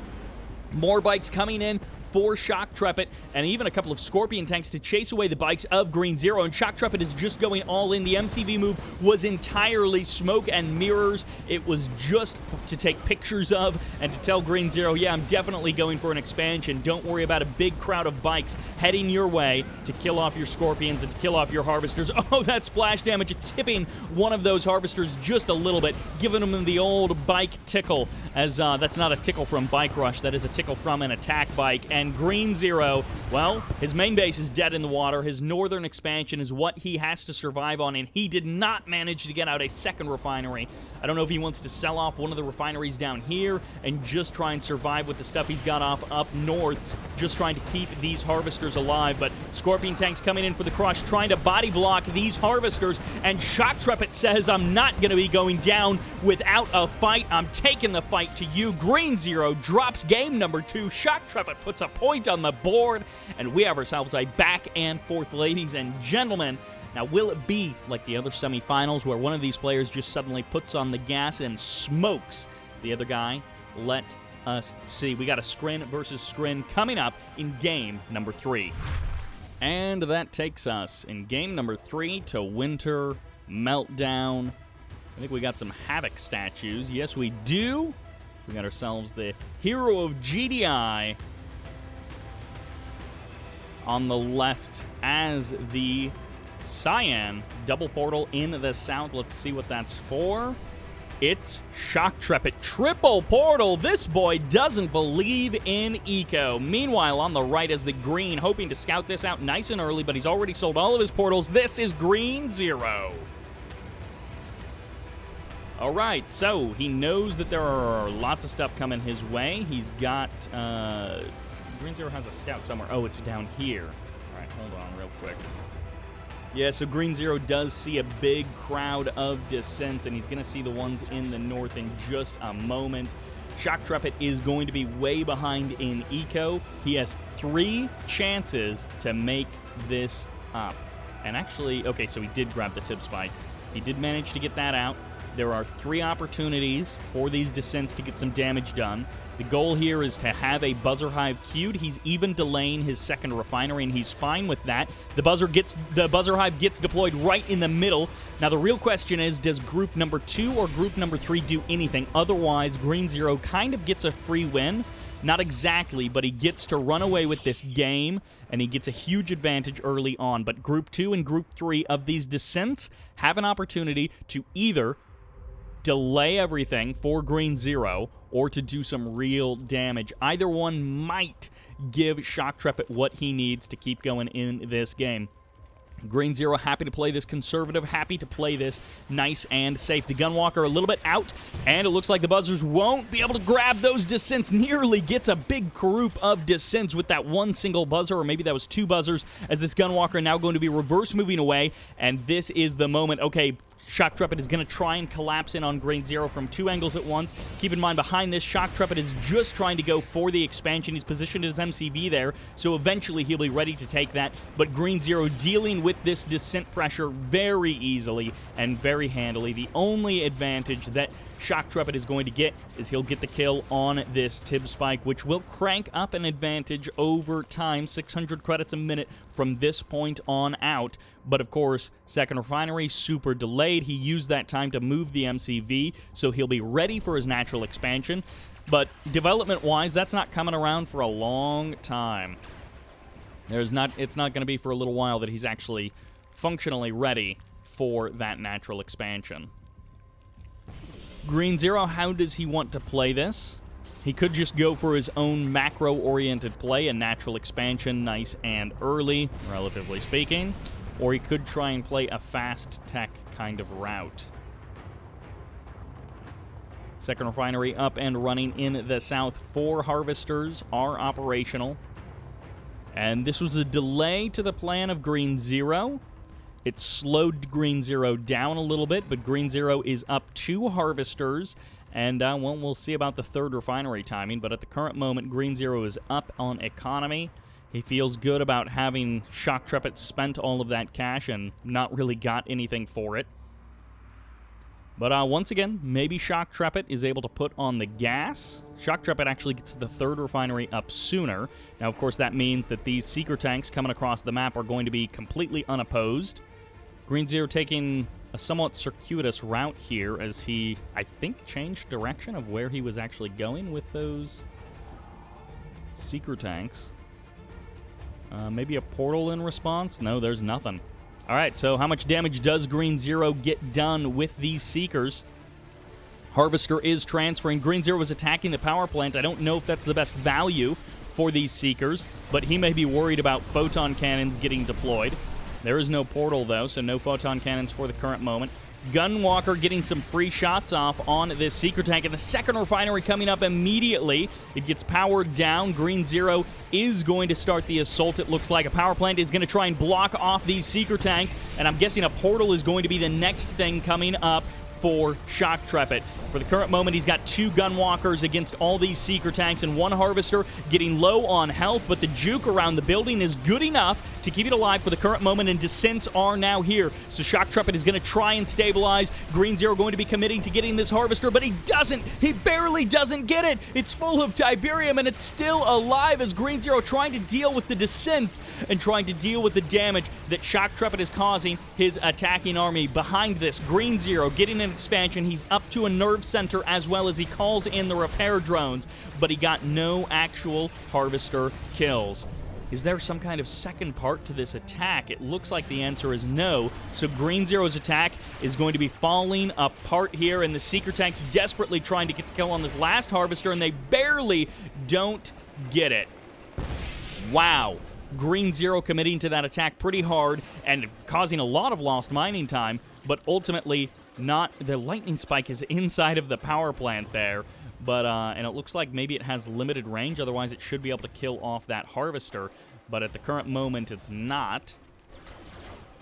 So now the follow-ups, as always, so important. It's double Storm Rider. Okay, I love this idea from Green Zero. There's lots of Skren stuff that shoots up, and also if he gets word of this, he's already got the nerve center, so he doesn't have to worry about building that before he can build any plasma missile batteries. That Harvester getting healed up just from harvesting. And okay, the Gunwalker is going to try and take care of that. Okay, Storm Riders, can they jump on the Harvesters? 1 dev tank is here, and this is the first sight that Green Zero gets of this attack. 1 Harvester going down right nice and easy. A second Harvester will be killed off, and the third and the dev tank, I think, are also destined for death. There's the sell-off of the refinery. Doesn't even bother with the dev tank. Sees the Gunwalker, but he's going to escape to the north. Shoktrepet here with a decent chunk of army. Where's the response? There's going to be another war factory. Okay, first plasma missile battery is here, but how many Harvesters go down? 1 dev tank will be eliminated. Another storm column going up for Green Zero to get a couple of extra shots. Another Harvester goes down. Green Zero starting to lose Storm Riders and lose effectiveness here. The descents are going to be going in, but there's so many Gunwalkers ready and waiting for them. That's suicide for Shoktrepet. 4, maybe 5 Harvesters going down. Green Zero, a great case of knocking down the income of Shoktrepet. Goodbye every single descent, easily eliminated by this number of Gunwalkers. And for the current moment, the Storm Riders return back home. Green Zero producing a couple of extra to refill his ranks. And it's into Mechapede. So the Tier 3, the second war factory in the north, all set up and ready to go. The third base coming up relatively soon for Shoktrepet. Contested 4th field growing nicely in the middle of the map. The first mecha is weaving its way through the middle of the map. It's going to be spotted by that buzzer squad. And it's a disc mecha, so it will be able to take some shots at these Storm Riders, but 1 mecha goes down. A great kill there by Green Zero. 2 magnificent kills using these Storm Riders, and perhaps a third as this Mechapede gets targeted down. And Green Zero gets 3 easy-peasy kills. Perfectly done there. No contest. So wasted cash on those Mechapedes on all of those segments. Just down the drain for Shoktrepet. Green Zero is set up so nicely for his third base, for his late game, whatever his late game strat is. He is set up so nicely for it. couple of gunwalkers get routed the wrong way around this little feature, this little water feature. And as a result, the tripods get some free damage off, so a free kill or two. Storm Riders heading back out. Green Zero getting a lot of value for these Storm Riders. These were definitely a great strategic move for him, and they've paid off very well. Starting to get overwhelmed with 4 disc mechas here, but Green Zero actually doesn't have a whole lot here on the ground to deal with this. Most of his army is up in the north or somewhere. Stasis gets both of those tripods, and it looks like Shoktrepet is going to try and jump on them. 1 harvester, 2 harvesters getting chased away. The disc mechas are going to be getting those harvesters away, and it's going to be Descent's the response to try and overwhelm these tripods. Green Zero has a moment to try and get the Storm Riders up there. He doesn't want to get engaged. He doesn't want to engage before the Gunwalkers start shooting at the tripods, and it's going to be mass crush for these tripods. The Storm Riders doing some damage as well, but a Storm Column comes down for Green Zero, and there's the buzzers to clean out the Descents. Green Zero is going to lose both of these tripods, but can he maintain some kind of control of this area to kill off the Husks? Oh, the Storm Column taking a shot or two at the Storm Riders, and the Gunwalkers cleaning up the rest. Green Zero putting a lot of forces in the north. Dev Tank going to be taking some shots at this Harvester, and Green Zero completely undefended in the south. Everything is up north. Green Zero perhaps falling apart here as we transition onto the third fields for both players. Storm Column coming up for Shoktrepet. He's going to be able to overwhelm these Gunwalkers. They're shooting the Descents. Meanwhile, free damage for Shoktrepet. The Storm Column will go down here. The Lightning Spike, rather, will go down, but the Husks remain uncaptured by Shoktrepet. Tripods clearing out this field, and Green Zero is now going to be able to get to work with a huge number of harvesters on that field. I thought for a moment that I heard that Eradicator Hexapod sounding off, but no, it is not true yet. At least I don't think it's true. No one has managed to sneak out anything just yet. Well, there's the Warp Chasm. First one is on the way. Green Zero's got quite a parking lot going on as he is going to be able to now establish an extra refinery at his third base. No Warp Chasm just yet. Ooh, and these disc mechas may actually get a couple of buildings as well. Well, maybe they'll just get the Gunwalkers. That's okay, too. Main base is rebuilding quite nicely. It looks like Shoktrepet transfers a harvester back over there. So he's going to be able to maintain that extra bit of income from that original main base. Although the Storm Riders are going to target that down very nicely, get the kill on that harvester. Power plant gets established there as well. Oh, this tripod needs to go for the crush against these disc mechas. Otherwise, it's just fighting the disc mechas straight up. It looks like 2 of them do get eliminated, but the tripod taking a lot of damage as well. Finally, a second tripod is here to save the day, and the last mecha is going to escape. Those disc mechas do not do a lot of damage, but you don't want to be trading out those tripods without doing enough. Harvesting away nicely at this third field. Green Zero and Shoktrepet both getting towards that Warp Chasm. No, maybe Green Zero isn't. I thought I saw it for Green Zero, but no, it's just for Shoktrepet. So Green Zero believes that he can get the kill without the Eradicator Hexapod. And it's all Descents inside of this Eradicator Hexapod. 3 sets of Descents. We saw the Mastermind somewhere a little moment ago. So there is the potential for the teleporting away of that Eradicator Hexapod. And it looks like Shoktrepet is going to be trying to take a 4th base as Green Zero moves 1 tripod over to the main base of Shoktrepet to take that down. Green Zero's got himself a stasis chamber, maybe just for the shield, maybe for some shock troopers or something. Kills off the Husk very nicely there. And still, Shoktrepet has been unable to really deal with these Storm Riders all game long. They have been plaguing him, and he does not have a good answer to them. More free damage on these Harvesters. Green Zero, I feel like he's been getting a lot of wins in this match, in this individual game, but it feels like he's still not very close to closing it out. Shoktrepet truly showing some resilience. Mind control on this tripod. He's going to do whatever he can with it. Force Green Zero to kill it. And actually, he whisks it away back up to the north or somewhere. I'm not actually sure where that mastermind is over here, so he doesn't want to let it get away just yet. He's going to keep it around for a little while longer. Still no plasma missile battery up there. This place hasn't been maintained by Shoktrepet.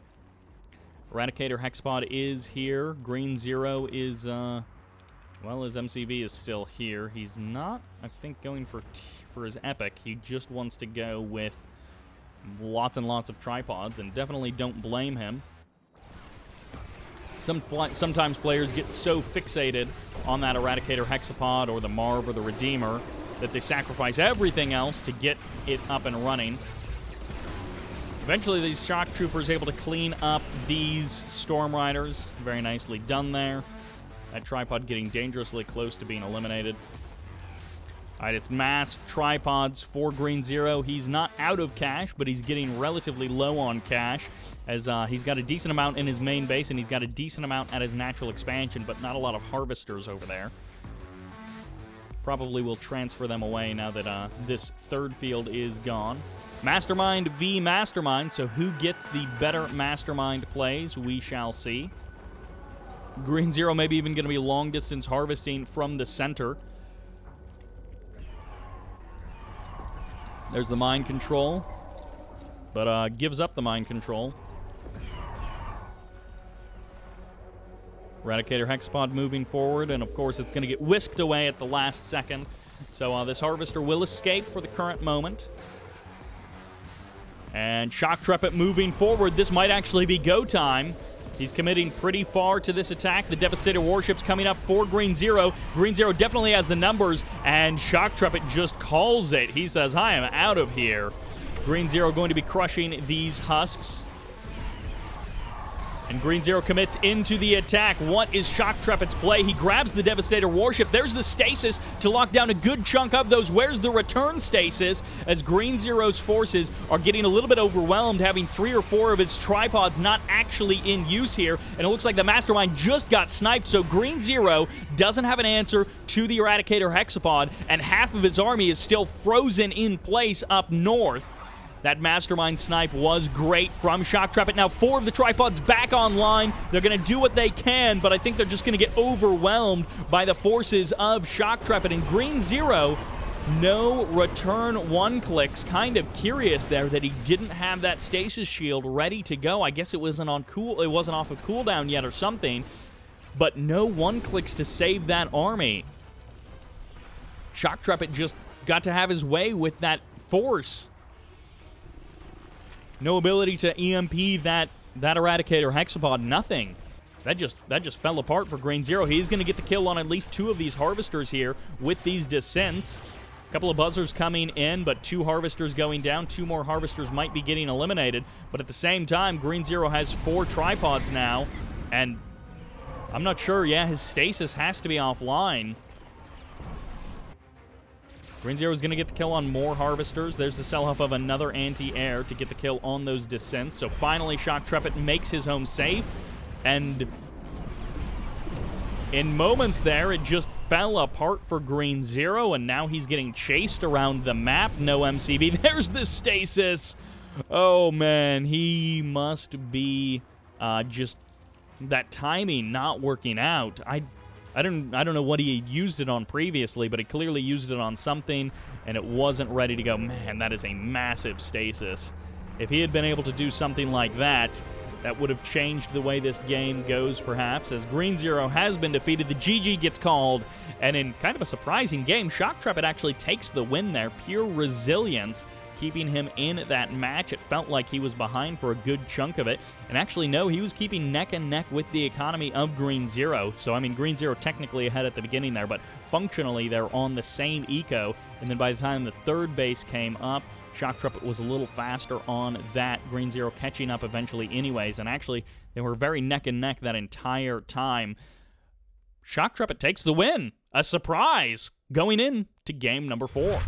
That takes us to Sick City, and we are back all the way around for this GDI mirror. In the north as the cyan. Give it up for Shoktrepet. And in the south as the green, it's in his name, Green Zero.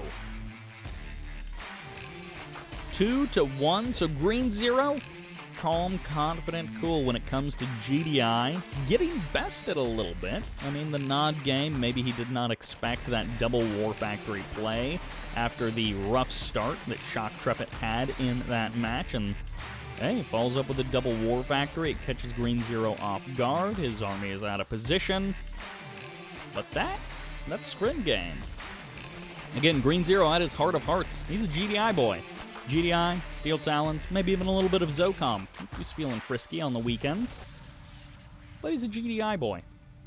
Shoktrepet getting the wins with the other two factions. So now the real case is, does Shoktrepet have the win here? If he gets the win here, that might tilt Green Zero. That might very well send Green Zero off the mountain at quite the angle. I think Green Zero is feeling confident with his GDI. He's the more experienced player in that sense. So if he loses the GDI, he tilts. But if he wins the GDI, I think Green Zero is going to be feeling really good about changing up his way, the way he plays Nod and Scrin a little bit, to potentially take the games off of Shoktrepet, take the series. MCV packs up, heads for the expansion. 6 City, you get real close quarters in the second part of the game, and that leads people decently to base pushing. Does it always work? Maybe, maybe not, but Green Zero can certainly draw this map out to get up to that big Marv mass juggernaut kind of army, and Green Zero is pretty good at controlling that kind of an army. So we'll see, because right now these players look like they are rocketing towards the late game at a very leisurely pace, as one does. Macro-oriented, we are heading for natural expansions at normal timings, and maybe a little bit of poking and prodding. 3 or 4 pit bulls here for Shoktrepet as he takes that blue Tiberium.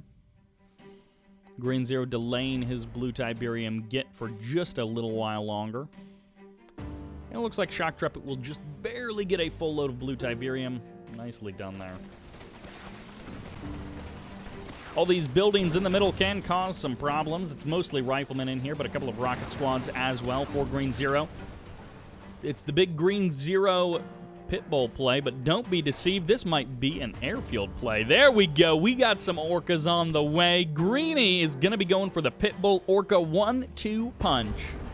It's something that he did, I think, versus Eclipse a whole bunch of games in a row. Or maybe it was versus BikeRush. He did it in the championship series. He would do this Pitbull Orca combo, and it works decently well. Now, part of it is positioning and surprise and that sort of thing.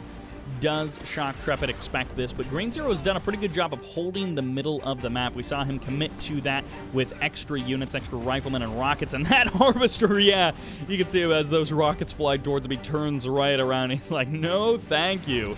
Pitbull's going to be rotating out, and Shoktrepet trying to make Green Zero commit a little bit further for it because Shoktrepet has the better numbers, and he's got the closer reinforcements, so he's hoping to get the more kills. But they're trading out pretty close to 1-1, and Shoktrepet actually going to be able to pick up an extra couple of kills with his 5 pit bulls, and needs to get the last couple of rockets off. Ooh, nicely done there by Shoktrepet. He gets the extra couple of kills, but at the same time, there we go. 2 harvesters. Does he get the Predator? No, he misses the Predator. But 2 harvesters, nice and easy is what I was going to say. Now, I can't get this replay to work, and CGF doesn't know why it's desyncing either. There is another 8 minutes of game that I'm going to go and watch, and it turns out in that other 8 minutes, Green Zero won the game. It came down to juggernauts and some pretty good Orca usage, some Space Command uplink sniping, but Green Zero evens up the score 2-2, and we head into game number 5. And that sends us to Tournament Airstrip. Hopefully, fingers crossed, there will be no more desyncs for this, and it sends us into a nod mirror matchup between the green fellow on the left. This is Green Zero. And on the other side of the airstrip, playing as the cyan, this is Shoktrepet. Tournament airstrip, pretty darn open map, pretty flat. There is a little bit of breakup, maybe some rocks and that sort of thing, but overall, it is a flat, open map, and it is one of those maps that brings you together in the south. So you have this blue tib field in the north, but you expand down, and then both players expand towards each other with a slow-growing third field in between you. So it is one of those maps that does definitely bring you together. Recently saw BikeRush and Masterleaf play on this map, and yeah, the fact that... Okay, I don't know what that was. That was, I guess that bike snuck out of there. I didn't actually see it leave. But Masterleaf and BikeRushOwnz played on this map recently, and the fact that it brings you together at your third is a very momentum-oriented map. It's one of those things that can be truly damning if you are behind and you are struggling to get even, is as you get closer and closer, the other guy is, you know, sort of base pushing you without even really having to try. A couple of bikes coming on out here for Shoktrepet. We'll see if he tries anything super surprising like we saw on that Tiberium Rift, Twisted Rift kind of game. Green Zero, it looks like, does have an idea that this is coming his way. First couple of bikes showing up. Scorpions is going to be the response for Green Zero. Hand of Nod in the north to try and block off these bikes. And down to about half health is that Harvester, but the bike's starting to get picked off. Fresh Scorpion is here, and a couple of Rocket Squads are now here, so it looks like one Harvester will go down, and that might be the end of this harassment now that Rocks and Scorpions are in pretty good numbers. So killing off a Harvester, definitely nice. Went for one that had lots of Tiberium rather than the one that was already unloading. And it looks like it's going to be fairly normal, although he did definitely delay his extra power plants, his proper power plants, number 2 and number 3, by quite a ways, so his production has been slowed down. But the advantage is Green Zero had to produce those rockets, that Hand of Nod. It's delayed the natural expansion MCV move of Green Zero by a good bit, and now Green Zero is going to go ahead and try and take that center green Tiberium spike, which is the third spike and equidistant between the two bases. Bikes coming in for Shoktrepet, coming back over to reinforce, or to head back home and heal up, rather. Okay. Hey, you guys remember game number 2? Yeah? Well, I think we're going to get basically that exact same thing. I do want to, real quick, let's jump over to Green Zero's vision. He has no idea about this. He hasn't seen it. All he's seen is that the MCV is down at that field. So his own refinery timing is a bit late. He doesn't maybe realize that this is a fake-out expansion. And I mean, it doesn't necessarily have to be a totally fake-out expansion. It probably will be, especially based on game number 2 being a win for Shoktrepet. By the way, beautiful steal of a full load of blue Tiberium by Shocky Boy. Aha! Green Zero has either predicted it or he learned from the last game, and he says, you can't fool me twice. Drops his own second War Factory. He is going to be behind on production, but it is better than losing everything at that expansion, which was about to happen. So Green Zero responding and learning very nicely from game number 2.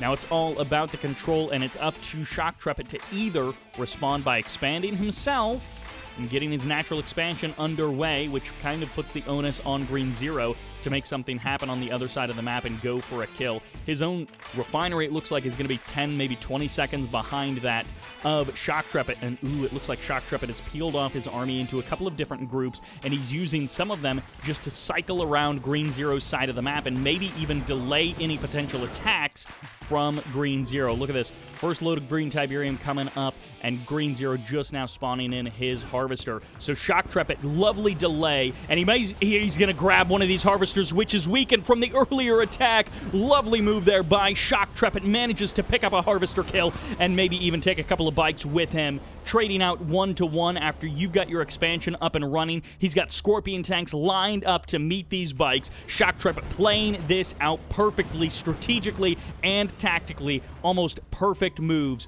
from Shoktrepet every single time. The response from Green Zero, slower harvesters at the expansion.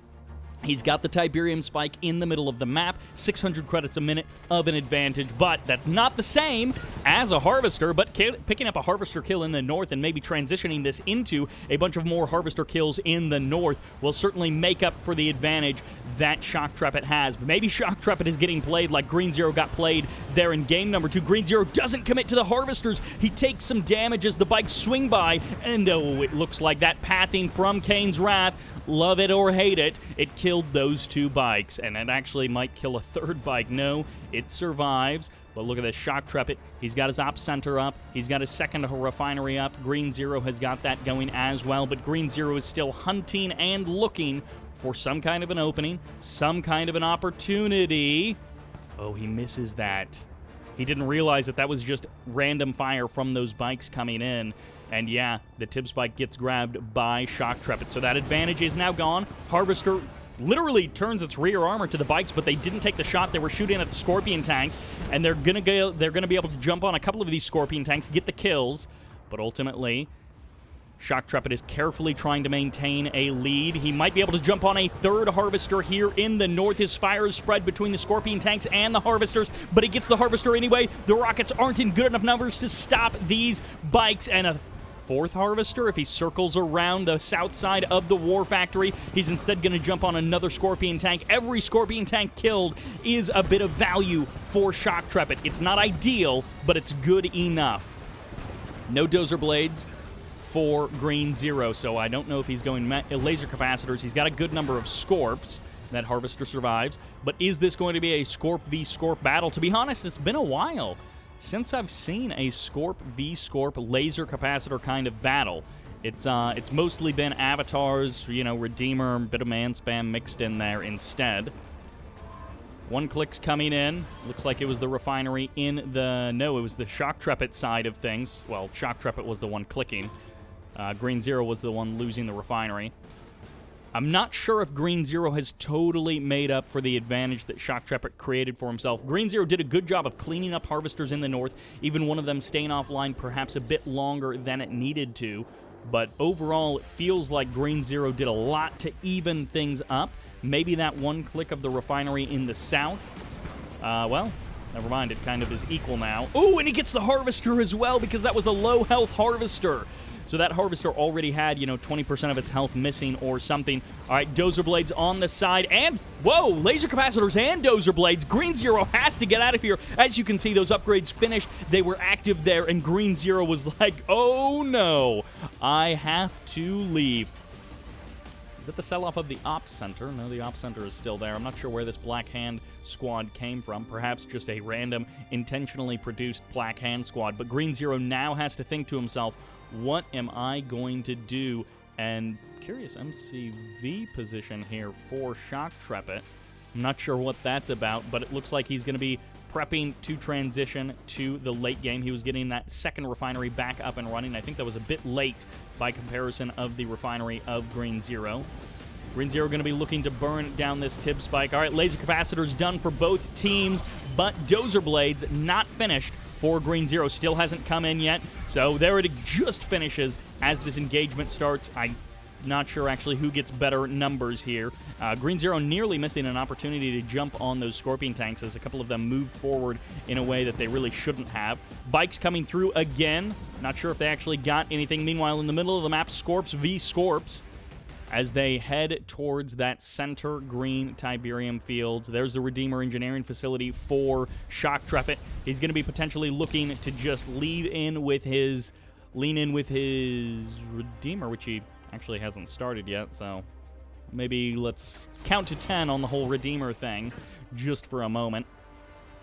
The ultimate laser battle still has yet to be seen. Both of these guys so disrupted on their natural expansion economies that we're at whatever point in this game, and they both still are about halfway through harvesting that natural expansion. So they're further behind than they would ordinarily be. More Scorpions coming in. The MCV on the move. The Engineer is ready to jump inside of that Redeemer. And Green Zero, no, he doesn't want to jump forward. A couple of these tanks from Green Zero, low health. Some of them were on the front line. Lovely reverse move bug there as everything else goes backwards. That one derpy tank goes forward.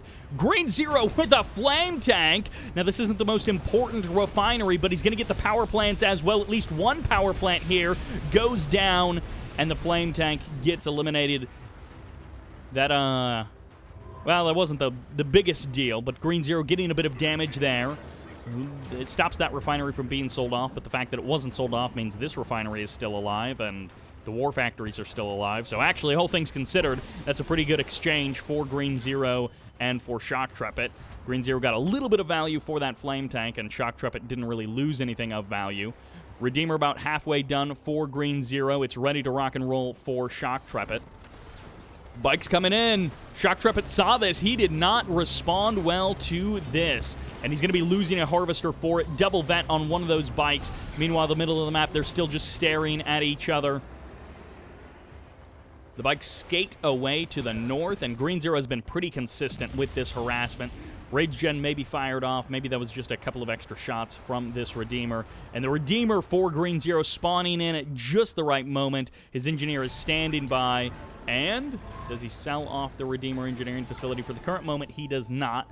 So no Black Hand unit inside of that Redeemer.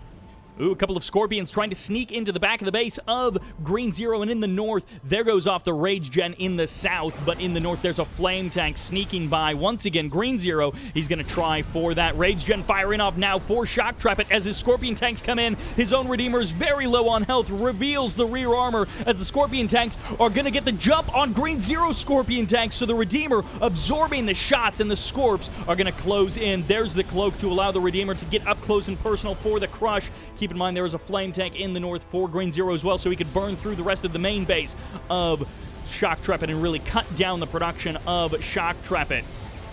Shoktrepet losing maybe a couple of more tanks as the reinforcements for Green Zero come in. There's the sell-off of the Redeemer engineering facility, perhaps a little bit strapped for cash as Green Zero just cycles past the defenses of Shoktrepet cycles past the defenses and goes for the tier 3, forces an obelisk to be dropped and is going to shut down the war factory as well, perhaps. Double Black Hand Squad going to be burning down these tanks, and Shoktrepet desperately trying to get any kind of value out of these tanks as he possibly can. Green Zero still holding on to his Redeemer on the front lines. His Flame Tech now burning through the war factories, burning through the refineries. This entire base shut down. The production of Shoktrepet has been stunted. He's still got this base here on the front lines. His Redeemer is nearly finished, or he's actually building something else, just going straight avatars instead of the Redeemer. Every Scorpion tank got cleaned up, and Shoktrepet, the only thing that he's really done is he's managed to buy himself some time. It's actually bikes. It's not even Redeemer or avatars coming on out. It's bikes to potentially hunt down this Redeemer with its stealth field. Scorpions crossing the map in the north. They're going to be met by a bit of man spam by Shoktrepet, and the crush is going to stop this small infantry army. A couple of tanks are low health, and they will go down, but the rest of the Scorpions are going to be able to move forward into the now empty main base of Shoktrepet. Avatar is going to be going toe-to-toe with this Redeemer. Shoktrepet slowly but surely harvesting away this field, but not very efficiently. And Green Zero, of course, here, but there isn't anything here. Rockets turn to the south. They're looking to defend the natural expansion of Shoktrepet. Shok trying to stabilize. Maybe he can still pull this one out, but it's going to have to be a series of mistakes or a series of excellent decisions by Shoktrepet. He's actually just sending a small group of infantry past the front line. Green Zero rekindling his love of Scorpion tanks, going to be dropping his own disruption tower, getting a bit of man spam action active as well. An obelisk gets deployed, and the Redeemer's finally back on the line for Shoktrepet, so he is now close to even footing with Green Zero. A couple of Rage Gens and a couple of careful engagements could potentially even things up. These Scorpion tanks escape to the south side of the map, the very southern corner where there are two avatars waiting for them as they cross back to Green Zero's side of the map. And actually, this Redeemer is going to go for the crush. No, there's the Rage Gen. He turns away. Scorpion tanks already engaged with these avatars, so the Rage Gen doesn't really do anything. I think Green Zero was hoping there were more forces in range of that Rage Gen, but it really ended up just being nothing. Green Zero losing all of those tanks. I mean, they didn't die to the obelisk or to the rocket squads, but they did die nonetheless. Multi-MCV. The ultimate play is always the multi-MCV. All right, Shoktrepet is probably having some real economy problems. He's somehow stabilized, and so he actually has a decent one-base income. It's not necessarily what you want late game. You want one base income plus a little bit extra from these other fields, and he's lost this, but Green Zero also has lost that main base, so they're probably on relatively even footing economically. The one advantage that Shoktrepet might be able to do is getting that blue Tiberium, which he's doing right now. Bikes are heading through the middle of the map for Green Zero, narrowly missing those 2 harvesters, which are such easy targets. And Shoktrepet has kept a nice squadron of rockets back here, so they are going to be able to engage. One avatar gets sniped very easily there, but Shoktrepet has got himself a couple of Spectres, so he's got that artillery to potentially pound away at the forces of Green Zero. Snipes a power plant. Ooh, both of these harvesters may actually escape. That timing is so close for Green Zero in terms of being able to actually snipe both of those harvesters and completely deny, again, that like 5,500 credits worth of income. Who breaks the tie in this game? It's 2-2. Shoktrepet felt like he was ahead for the first couple of minutes of this game. Green Zero then felt like he was ahead in the middle part of this match. And actually, 2 harvesters gonna get grabbed as Green Zero trying to reignite his economy. And it looks like Shoktrepet is gonna be able to shut down at least one of them, maybe all 3. They're so low on health, and they just barely are not revealing themselves as Shoktrepet loses the rocket squads. 1 remain, and wow, Green Zero somehow, someway actually does survive. Rage Gen firing off. Lovely grab of that. Oh no, that's just a disruption tower. Never mind. Mine drop on top of the infantry, cleaning up a militant squad. The Redeemer is going to take some massive damage as it tries to get out of that minefield. And wow, Green Zero came so close to just losing those 2 harvesters for absolutely no reason. But Shoktrepet didn't get the focus fire. The stealth was saving those harvesters there. This is just mass harvesters for Shoktrepet. He needs to, I guess, send them back over here, but he also needs to clean up these bikes. Green Zero getting a free kill in the middle of the map with those bikes. All right, Spectres continuing to wail away. Green Zero lacking Spectres of his own. He maybe took a little while to get his tech lab back up and running, and so maybe his production was a little bit stunted. But this Redeemer is still down a bit of health. It is stealthed, I believe, so it isn't quite revealed until just now. There's the Rage Gen firing off as one Spectre gets eliminated, but it looks like it's going to be firing off for Spectre or for Shoktrepet in just a moment. Those Spectres getting so much free damage against this Redeemer basically every time it stops moving, and it's actually going to be leading their fire directly into the infantry army of Green Zero. Shoktrepet redeploying his MCV right here. There's an Obelisk ready to tussle with the forces of Green Zero. And a flame tank in the south drawing the fire of those Spectres, but they need to turn their look back north as this Redeemer from Green Zero is taking so much damage, but it's still alive, barely avoiding the damage from those Spectres, and instead the Avatars are taking some of those hits directly. Lovely EMP on the Redeemer of Shoktrepet as the Venoms show up for Shoktrepet to try and clear out the massive army of Awakened that has suddenly spawned in the middle of this zone. Green Zero going to be closing in on the army, on the Redeemer of Shoktrepet, but he's only got his own Redeemer, and the Spectre Artillery can finally land some shots on Green Zero. The Rage Gen is no longer useful here as the Venoms and the Redeemer of Shoktrepet finish the job. Green Zero, what does he have left? He has that flame tank that snuck past the base defenses, and it looks like an Avatar is in position to potentially respond to it, but it's going to burn down a power plant. Not that that matters very much at this point in the game. Green Zero has expended almost his entire army. There goes the flame tank. The economy of Shoktrepet has been enough to carry him to this point, and Green Zero has almost no cash, has almost no easy access to cash, and only a handful of units left. Another Harvester goes down.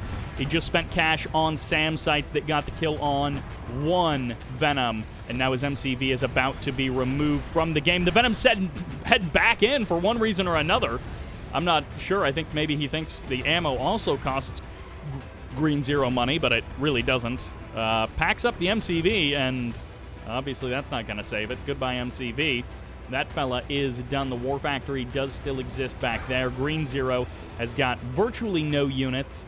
and no real opportunity. Shoktrepet managing to hold on to some kind of economy somehow. It looks like he eventually did push away those bikes, but even so, Shoktrepet is going to carefully guard this harvester as it heads up to the north. Maybe even 2 or 3 harvesters could join that harvester there. Green Zero out of options, and somehow, someway, Shoktrepet turning this game around. 3 avatars? No, it's an MCV. I think the Tier 3 got... No, the Tier 3 is still here. Never mind. Then it gets sold off. Green Zero, he's got some harvesters, but oh, they don't have anything inside of them. They are pretty much out of cash, and I'm not sure where they were harvesting, but wherever they were harvesting, not a lot of Tiberium in that field. Venom's getting some free damage, kills off 1 harvester, going to escape to try and maybe hunt down this other harvester. Green Zero with 2 harvesters in the middle of the map, able to avoid the Venoms for the current moment. Takes a bit of damage from that Spectre, and, well, now the Venoms are actually going to be able to potentially finish off this harvester. Nope, Green Zero scares away the Venoms, and Scorpion tanks up in the north. Another harvester goes down. Green Zero absolutely out of cash, trying to re-expand to his original main base. There's a bit of cash there now. And, oh, okay, 2 harvesters full of Tiberium for Green Zero. That's pretty good. It's not as good as the blue tib plus the harvesters. So, oh, but Shoktrepet. Oh, Shoktrepet killer. 2 Tiberium harvesters just sitting there full of Tiberium, and 2 more harvesters that are ready to go back to work, not doing anything. Shoktrepet getting killed by the harvesting bugs in Kane's Wrath. We saw some of those unit pathing bugs causing some problems for forces earlier in this game. And finally, Shoktrepet does manually get them back to work. How much lost mining time was that as Green Zero cleans up another harvester, and Green Zero is looking to take the center of the map? Are you kidding? What are you even doing here, Shoktrepet? He is indeed going to be going for a nuclear missile. At some point, Shoktrepet losing that other MCV, it looks like, and both players, I think, very scared to try and finish out this game because of how awkward of a position they are in. 2 avatars going to be able to deal with the Scorpion tanks, but the bikes getting pushed away by the Venoms, and the Venoms trying to do what they can, but the bikes are obviously, if they can catch them with that splash damage, that's deadly to the Venoms. The bikes will fall against the Scorpion tanks and fall against the rocket squads, but they'll do good versus the Venoms. Bike heads through there. Shoktrepet going for a bit of a scout. Redeemer heads up to the north. Holding on to this Redeemer has been very important for Shoktrepet. He manages to get a load and a half of blue Tiberium. Another 3/4, 80% over there. So we've got a decent amount of that blue Tiberium. Green Zero is now... Ooh, that refinery is only, 25% of the way done. Shoktrepet honestly needs to re-expand up here. He could get a decent amount of cash from that location, but reasonably he is very hesitant about trying to take that area back. 1 avatar down, the other avatar can't stand up against this Redeemer. Maybe if he was fully heroic with double beams or something, but no such luck. This Redeemer going to be able to take down that avatar with or without the help of the other forces. GG gets called. Green Zero has been defeated. The writing was on the wall, and Shoktrepet takes the 3-2 point lead against Green Zero. What a hard-fought match for the 2 of them. Green Zero winning the GDI matches, losing the others. And we are going to have a scrim match to see us through. On the last scrim match, Green Zero really felt like he was in control for much of that game, but Shoktrepet came back at the last moment with some critical decision-making. What happens in game number 6? And that takes us to the best map. The flattest map, the most open map, and just objectively, by every possible standard of game design, the best map. In the north, as the Cyan, this is Shoktrepet. And in the south, as the green, of course this is our screen mirror, this is Green Zero. Lots of people dislike this map because it is so flat and open. 3 bases is relatively easy to get. It's a pretty short walk to your natural expansion, and hey, your third base is pretty easy to hold as well, and so you can very easily draw a bubble around 3 pretty big green Tiberium fields, and you can camp out pretty easily in this map. It's nice and flat and open, which makes it very good for the mobility of Nod and, Okay, I was looking on the minimap for the scouts of Green 0, and it looks like he's got 2 buzzers in the south. He really wants to know about these descents in the middle of the map. He wants to get a Gunwalker out before... He's probably going Gunwalker just for safety anyways, but he might want to get 2 Gunwalkers out, and he definitely wants to prep a Buzzer Hive, which he's already done. Oh, that's a Harvester. I don't know if you all know this, but Harvesters don't shoot up. Harvesters also don't shoot down, just Harvesters don't do anything. But Gunwalker does pop on out. Of course, he was hoping that this Gunwalker would be a little bit further out when it engaged these descents, but the Buzzer Hive and the Gunwalker together are going to be able to push away these descents, and Green 0 snuck out that Harvester, and he is actually going to get away with it as well. So that worked out pretty perfectly for Green 0. Shoktrepet is going to try what he can to get a bit of an advantage over here by killing off this Tib Spike, but 2 buzzers going to be coming in here for Green 0. They're going to cut through those descents, and the Gunwalker will survive, so that's perfect for Green 0. Lovely advantage in the first couple of minutes for Green 0. He kept the Buzzer Hive around just as an insurance policy, but he doesn't even need it. Shoktrepet is just behind in terms of cost, and so getting up that 4, 5, 6, 7 Harvesters as you transition to your natural expansion are going to be slower. Both players do have the Tiberium Spike, and Shoktrepet, unable to kill off the Spike of Green 0, is, you know, he really got nothing for those descents. So everything coming up green. He is looking to even the score, make it 3-3, send us into the ace match, and I always love me an ace match. We get to see where things come together in that last final game, as opposed to, you know, the quarterfinals where everything was pretty much clean sweeps one way or the other, and sometimes not even a clean sweep because it was 2 games instead of 3. But looks like we are poised for a game number 7. Refinery's coming up at the natural expansions, and, well, actually, I guess... No, the same thing happened on Winter Meltdown. I'm just thinking, I'm like, well, is Green 0 really that far ahead? And it's like, well, it seemed like he was pretty far ahead on Winter Meltdown. But Shoktrepet won that match. I mean, he won it because of the stasis, more so than anything. But still, he won that game, so let's not count Shoktrepet out just yet. Nerve Center comes down for Shock after the Refinery at the natural expansion, but before a second War Factory or a second Refinery at the natural expansion. Green 0 doing the exact same thing. Mirror builds for a mirror game, and of course not actually mirror builds because Shoktrepet opened with all of those descents. Couple of Seekers in the north. Green 0 going to be able to get the jump on the Seekers, and that's perfect for Green 0. Another little win for him is that he's got the big group of units, and Shoktrepet doesn't. So Green 0 is going to be able to potentially pick up 2 easy kills for 0 losses, and maybe he sticks around and gets the kill on that Tib Spike as well. 3 Seekers? You want to give me 3 Seekers?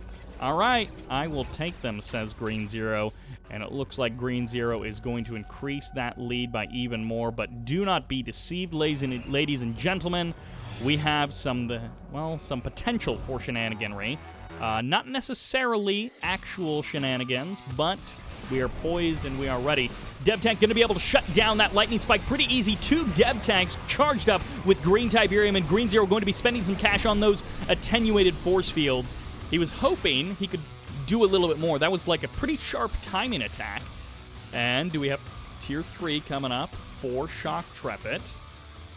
Green 0 has his own Tier 3. The only difference between these 2 players is this stasis and this portal. I don't know if that'll actually come into effect in a beneficial way for Shoktrepet, but it's the primary difference between how they're choosing to play this out. Green 0 most likely going to be getting his own...